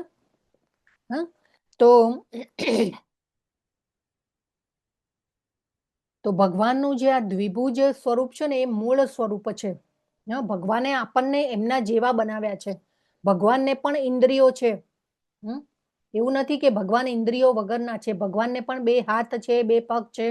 પરંતુ ભગવાનના શરીરમાં ને આપણા શરીરમાં અંતર છે. ભગવાનનું શરીર દિવ્ય છે. એમના આત્મા અને શરીરમાં કોઈ તફાવત નથી. આપણે આત્મા અલગ છે અને શરીર અલગ છે. આપણે એ અંતરને જોઈ ગયા આગળના અધ્યાયમાં. બરાબર. તો ભગવાનનું આ સ્વરૂપ છે એ માત્ર ને માત્ર કેવી રીતે આપણે ભગવાનને જાણી શકીએ અને મૂળભૂત સ્વરૂપને આપણને દર્શન કરી શકીએ? Only and only devotional service. શુદ્ધ ભક્તિથી ભગવાનને આ સ્વરૂપમાં જાણી શકાય છે. કેવળ અનન્ય ભક્તિ દ્વારા જ મને સમજી શકાય છે. હવે આગળના શ્લોકમાં ભગવાન કહેશે. ભગવાન હવે કહે છે કે જ્યારે ભગવાન કૃષ્ણનું તેમના મૂળ રૂપમાં દર્શન થયું. હવે આ સંજયજી બોલી રહ્યા છે પાછા ફરીવાર ધૃતરાષ્ટ્રને કે અર્જુનજીને ભગવાન કૃષ્ણના તેમના મૂળ રૂપમાં દર્શન થયું ત્યારે તેણે કહ્યું કે હે જનાર્દન, આપનું આ અત્યંત સુંદર મનુષ્ય સમાન રૂપનું દર્શન કરીને હવે હું સ્વસ્થ ચિત્તવાળો થયો છું અને મારી મૂળ પ્રકૃતિ મેં પુનઃ પ્રાપ્ત કરી લીધી છે. અને 52મા શ્લોકમાં કીધું ભગવાને કે હે અર્જુન, તું અત્યારે મારા જે રૂપને જોઈ રહ્યો છે તેનું દર્શન બહુ જ દુર્લભ છે. દેવો પણ અતિ પ્રિય રૂપના દર્શન કરવાનો અવસર સદૈવ શોધતા રહે છે. જો દેવતાઓ પણ હા, ભગવાનના આ મૂળભૂત રૂપને જોવા માટે લલાયિત હોય છે હંમેશા. હા, તો ખૂબ આ જેને કહેવાય ને કે અગત્યનું છે. તો આ જે મૂળભૂત સ્વરૂપ છે એ ભગવાનનું દ્વિભુજ જે સ્વરૂપ છે, હા, 2 હાથવાળું, એ ભગવાનનું મૂળભૂત રૂપ છે. અને ગોલોકધામમાં પણ ભગવાન એ રૂપમાં રહે છે અને લીલાઓ કરે છે. હા, અને આધ્યાત્મિક જગતમાં આપણે જોઈએ ને તો ભગવાન આધ્યાત્મિક જગતમાં કોઈ અસુર છે જ નહીં, કેમ કે બધું ત્યાં જે છે એ બધું જ બ્રહ્મ છે, સત્ય છે. કોઈ પાપ થતા નથી આધ્યાત્મિક જગતમાં. હા, એટલે અસુરો કોઈ છે જ નહીં. એટલે ઘણીવાર ઘણા રસનું આસ્વાદન કરવા માટે ભગવાન અનેક બ્રહ્માંડોમાં અલગ અલગ લીલાઓ માટે જાય છે. હા, ભગવાનને પણ આ બધા રસોનું આસ્વાદન કરવું હોય છે. હા, વાત્સલ્ય રસ, દાસ્ય રસ, હા, વીર રસ. તો જ્યારે ભગવાનને પણ વીર રસનું આસ્વાદન કરવાની ઈચ્છા થાય છે, ત્યારે ભગવાન આ પૃથ્વી પર આવી અને ભગવાને જેને કહેવાય ને કે જય વિજય, એમના જે પાર્ષદો છે વૈકુંઠમાં, એને શ્રાપ અપાવી અને નીચે મોકલ્યા. જો અહીંયા આ ભૌતિક જગતમાં જ્યારે ભગવાન આવે છે ને ત્યારે એમના પાર્ષદો સાથે આવે છે. ભૌતિક જગતના કોઈ પણ જીવ સાથે ભગવાન લીલા કરતા નથી. હા, તો આ એક વસ્તુ આપણે સમજવી જોઈએ કે એમના પાર્ષદો આવે અને એ પછી પાર્ષદો સાથે ભગવાન લીલા કરે. તો એ જય વિજય હતા, એ પહેલા જે યુગમાં હિરણ્યાક્ષ અને હિરણ્યકશિપુ તરીકે આવ્યા. હા, પછી બીજા યુગમાં રાવણ અને કુંભકર્ણ તરીકે આવ્યા, અને ત્રીજા યુગમાં આવ્યા શિશુપાલ અને દંતવક્ર તરીકે. તો ભગવાનને પણ જેને કહેવાય ને કે આ આનંદની વૃદ્ધિ કરવા માટે ભગવાનને પણ એકલા ગમતું નથી, અને આ બધા રસોનું આસ્વાદન કરવા માટે આવે ભગવાન, આ ધરાતલ ઉપર આવે ને અનેક અલગ અલગ બ્રહ્માંડોમાં ભગવાન લીલાઓ કરે આ રીતની. અને એ લીલાઓ સાંભળી અને આપણે શું કરીએ, આપણી ચેતના શુદ્ધ થાય. હા, અને આપણને પણ ઈચ્છા થાય ભગવાન પાસે જવાની. તો આ એક રહસ્ય છે ભગવાન. હા, તો ભગવાનને પણ આ બધા રસોનું આસ્વાદન કરવાનું ઈચ્છા થાય. ભગવાનને પણ યશોદા માતા અને નંદ બાવા પાસેથી વાત્સલ્ય રસનું આસ્વાદન કર્યું. હા, તો આ બધું ખૂબ અગત્યનું છે.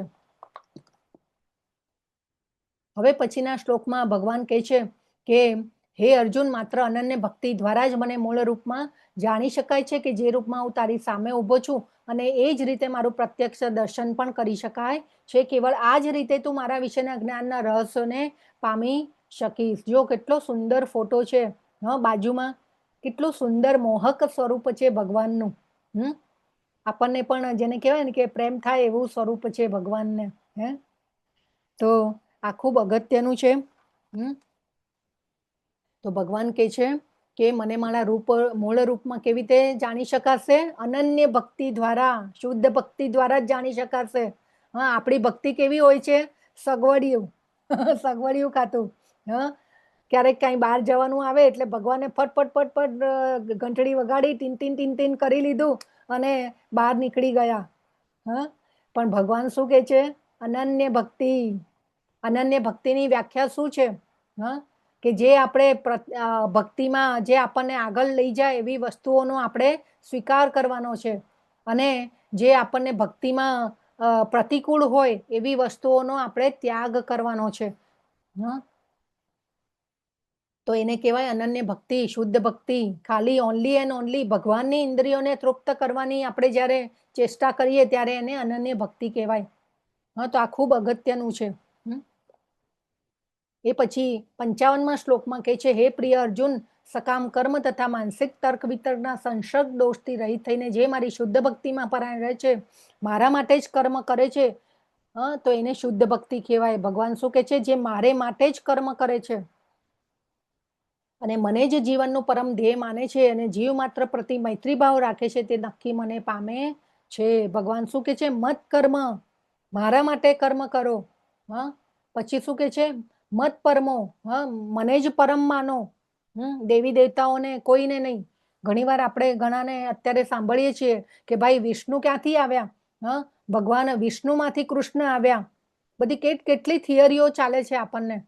પણ અહીંયા ભગવાને ભગવદ્ ગીતામાં સ્પષ્ટ કર્યું છે કે ભાઈ હું જ ભગવાન છું અને મારામાંથી જ બધું ઉદ્ભવ થાય છે. હા, મદ ભક્ત, મારા જ ભક્ત બનો, તો આપણે વૃક્ષના મૂળમાં પાણી આપવાનું છે. ભગવાનને ભજીશું તો બધા દેવી દેવતાઓની પૂજા આપોઆપ થઈ જવાની છે. એને અલગ કરવાની, અલગ પૂજવાની જરૂર નથી, એવું ભગવાન આપણને સમજાવે છે. પરંતુ ઘણીવાર આપણી શ્રદ્ધા જે છે એ આપણી ડગમગી જાય છે. એટલા માટે આપણે જેને કહેવાય ને કે આખી બધી શ્રદ્ધાઓ બધી ઘણી અલગ અલગ ડેવલપ થયેલી હોય છે. એ પછી કે છે ભગવાન સંગવર્જિત. સંગવર્જિત એટલે કોનો સંગ કરવાનો છે આપણે, કે એવા સંગનો આપણે ત્યાગ કરવાનો છે કે જે ભક્તિમાં પ્રતિકૂળ હોય, એવા સંગનો આપણે ત્યાગ કરવાનો છે, ભગવાન કે છે. તો સંગ કોનો કરવાનો છે? આપણે ભક્તોનો સંગ કરવાનો છે. અને કોઈ ના મળે તો કાંઈ વાંધો નહીં, આપણે પ્રભુપાદની લખેલી ભગવદ્ ગીતા વાંચવાની, પુસ્તક પણ એક સંગ છે. તો પ્રભુપાદના લખેલા પુસ્તકોનો સંગ કરવાનો. તો આ ખૂબ ઇમ્પોર્ટન્ટ છે. નહીં તો ઘણીવાર તો માર્કેટમાં ઘણી બધી એવી બુક્સ, ઘણીવાર તો ઘણાને બહુ આત્મકથાઓ જાણવાની ઈચ્છા હોય, લોકોની આત્મકથાઓ, પણ આપણે તો કેમ ભગવાનનું જ આપણે કેમ જ્ઞાન નહીં લેવાનું. અને બીજો શબ્દ કીધું નિવૈરહ. નિવૈરહ શબ્દ આ શ્લોક પણ ખૂબ મહત્વનો છે ને આમાંના જે શબ્દો છે એ બહુ મહત્વના છે. નિવૈરહ એટલે શત્રુ રહિત થવાનું છે. આપણે બધાની સાથે મૈત્રી ભાવ રાખવાનો છે, દુશ્મનાવટ રાખવાની નથી. કોઈએ આપણી સાથે કાંઈ પણ કર્યું હોય, બધાને માફી આપીશું તો આપણે આપણા શરીર, જે બીજું શરીર મળવાનું છે, એના બંધનોમાંથી આપણે છૂટતા જઈશું. એટલે ક્ષમાભાવ રાખવાનો છે. તો આ ખૂબ ઇમ્પોર્ટન્ટ અધ્યાય હતો. અને આ અધ્યાયનો સાર શું છે? તો કૃષ્ણ આપણા જીવનનો ઉદ્દેશ્ય હોવા જોઈએ. આપણા ઉદ્દેશ્ય શું હોય છે જીવનમાં? પૈસા કમાવા, કોઈ પદને પ્રાપ્ત કરી લેવું, પાવર, પોઝિશન, મેડલો લાવવા, એ બધા આપણા ઉદ્દેશ્યોને છોડી, એ પણ સારી વાત છે, એવા ઉદ્દેશ્ય પણ આપણા હોવા જોઈએ, એ પણ કરવું જોઈએ. પરંતુ એના પછી પણ જીવન છે. એના સિવાયનું જે લક્ષ્ય છે પરમ ભગવાનની પ્રાપ્તિ, એ બાજુ પર રહી જાય છે. એટલા માટે આ જીવન પછી પણ જીવન છે, એટલે કૃષ્ણ ઉદ્દેશ્ય હોવા જોઈએ આપણા. અને ભગવાનનો અને આપણો સંબંધ શું છે એ ભગવદ્ ગીતા આપણા સ્પષ્ટ કરે છે. અને ભગવાનને ભગવાનની કૃપા દ્વારા જ આપણે જાણી શકીએ છીએ. આપણા બળ ઉપર ભગવાનને જાણી શકાતું નથી. ઓનલી એન્ડ ઓનલી શુદ્ધ ભક્તિથી ભગવાનને જાણી શકીએ છીએ. તો શ્રી કૃષ્ણ આખા બ્રહ્માંડના કાર્યોને નિયંત્રિત કરે છે. આજના અધ્યાય પરથી એ જોવાનું છે. અને એમની ઈચ્છાથી જ બધું ચાલી રહ્યું છે. યુદ્ધ કરવાની ઈચ્છા પણ ભગવાનની હતી. કેમ કે દુર્યોધન અને કૌરવો જેવા આતતાઈઓને સબક શીખવાડવાનો હતો ભગવાને. નહીં તો જેને કહેવાય ને કે એવી પરંપરા સ્થાપિત થઈ જતે, અલગ પરંપરા, કે ભાઈ બધાનું શોષણ કરો, બધાને દબાવો. ત્યારે ભગવાને જો આ ટાઈમે ભગવાને કરુણાને માન્ય રાખી નથી. હિંસા પણ ક્યારે કરવી જોઈએ ને ક્યારે ન કરવી જોઈએ, એ પણ ભગવાને આપણને શીખવાડ્યું છે. તો યુદ્ધમાં જ્યારે એ ટાઈમે ભગવાને કરુણાને માન્ય રાખી નથી. યુદ્ધમાં 64 કરોડ લોકો હણાયા હતા. તે ઉપરાંત પશુઓ પણ હતા, હાથી, ઘોડાઓ વગેરે. કેટલો વિનાશ થયો. પરંતુ ધર્મની સાથે કાયદો અને સમાજ ત્યારે જ જળવાય, કાયદો અને સમાજ વ્યવસ્થા ત્યારે જ જળવાય જ્યારે બધા જ ધર્મનું પાલન થતું હોય, બધા જ ધર્મનું પાલન કરતા હોય. નહીં તો એ પરંપરા બની જાય. એટલા માટે એ ટાઈમે ભગવાને કરુણાને માન્ય રાખી નથી. પરંતુ આ જ કરુણાને આગળના અધ્યાયમાં ભગવાન ભક્તના એક ગુણ તરીકે બતાવે છે. તો ભગવાન વિશ્વરૂપનું દર્શન તો કરાવ્યું આ અધ્યાયમાં, પરંતુ દ્વિભુજ સ્વરૂપમાં ભગવાને ભક્તિના સારને પણ સમજાવી દીધો ખૂબ સુંદર રીતે આ અધ્યાયમાં. તો આ અધ્યાય આ સાથે એન્ડ થાય છે. વાંછા કલ્પતરુભ્યશ્ચ કૃપા સિંધુભ્ય એવ ચ પતિતાનાં પાવનેભ્યો વૈષ્ણવેભ્યો નમો નમઃ. અનંત કોટી વૈષ્ણવ વૃંદની જય. ભગવદ્ ગીતાની જય. સદગુરુદેવની જય. શિલા પ્રભુપાદની જય. જય પતાકા ગુરુ સ્વામી મહારાજની જય. હરે કૃષ્ણ હરે કૃષ્ણ કૃષ્ણ કૃષ્ણ કૃષ્ણ કૃષ્ણ હરે હરે હરે હરે હરે રામ રામ હરે રામ રામ રામ હરે હરે હરે હરે હરે કૃષ્ણ કૃષ્ણ સર્વને માતાજી. દંડવત પ્રણામ બધાને માતાજી.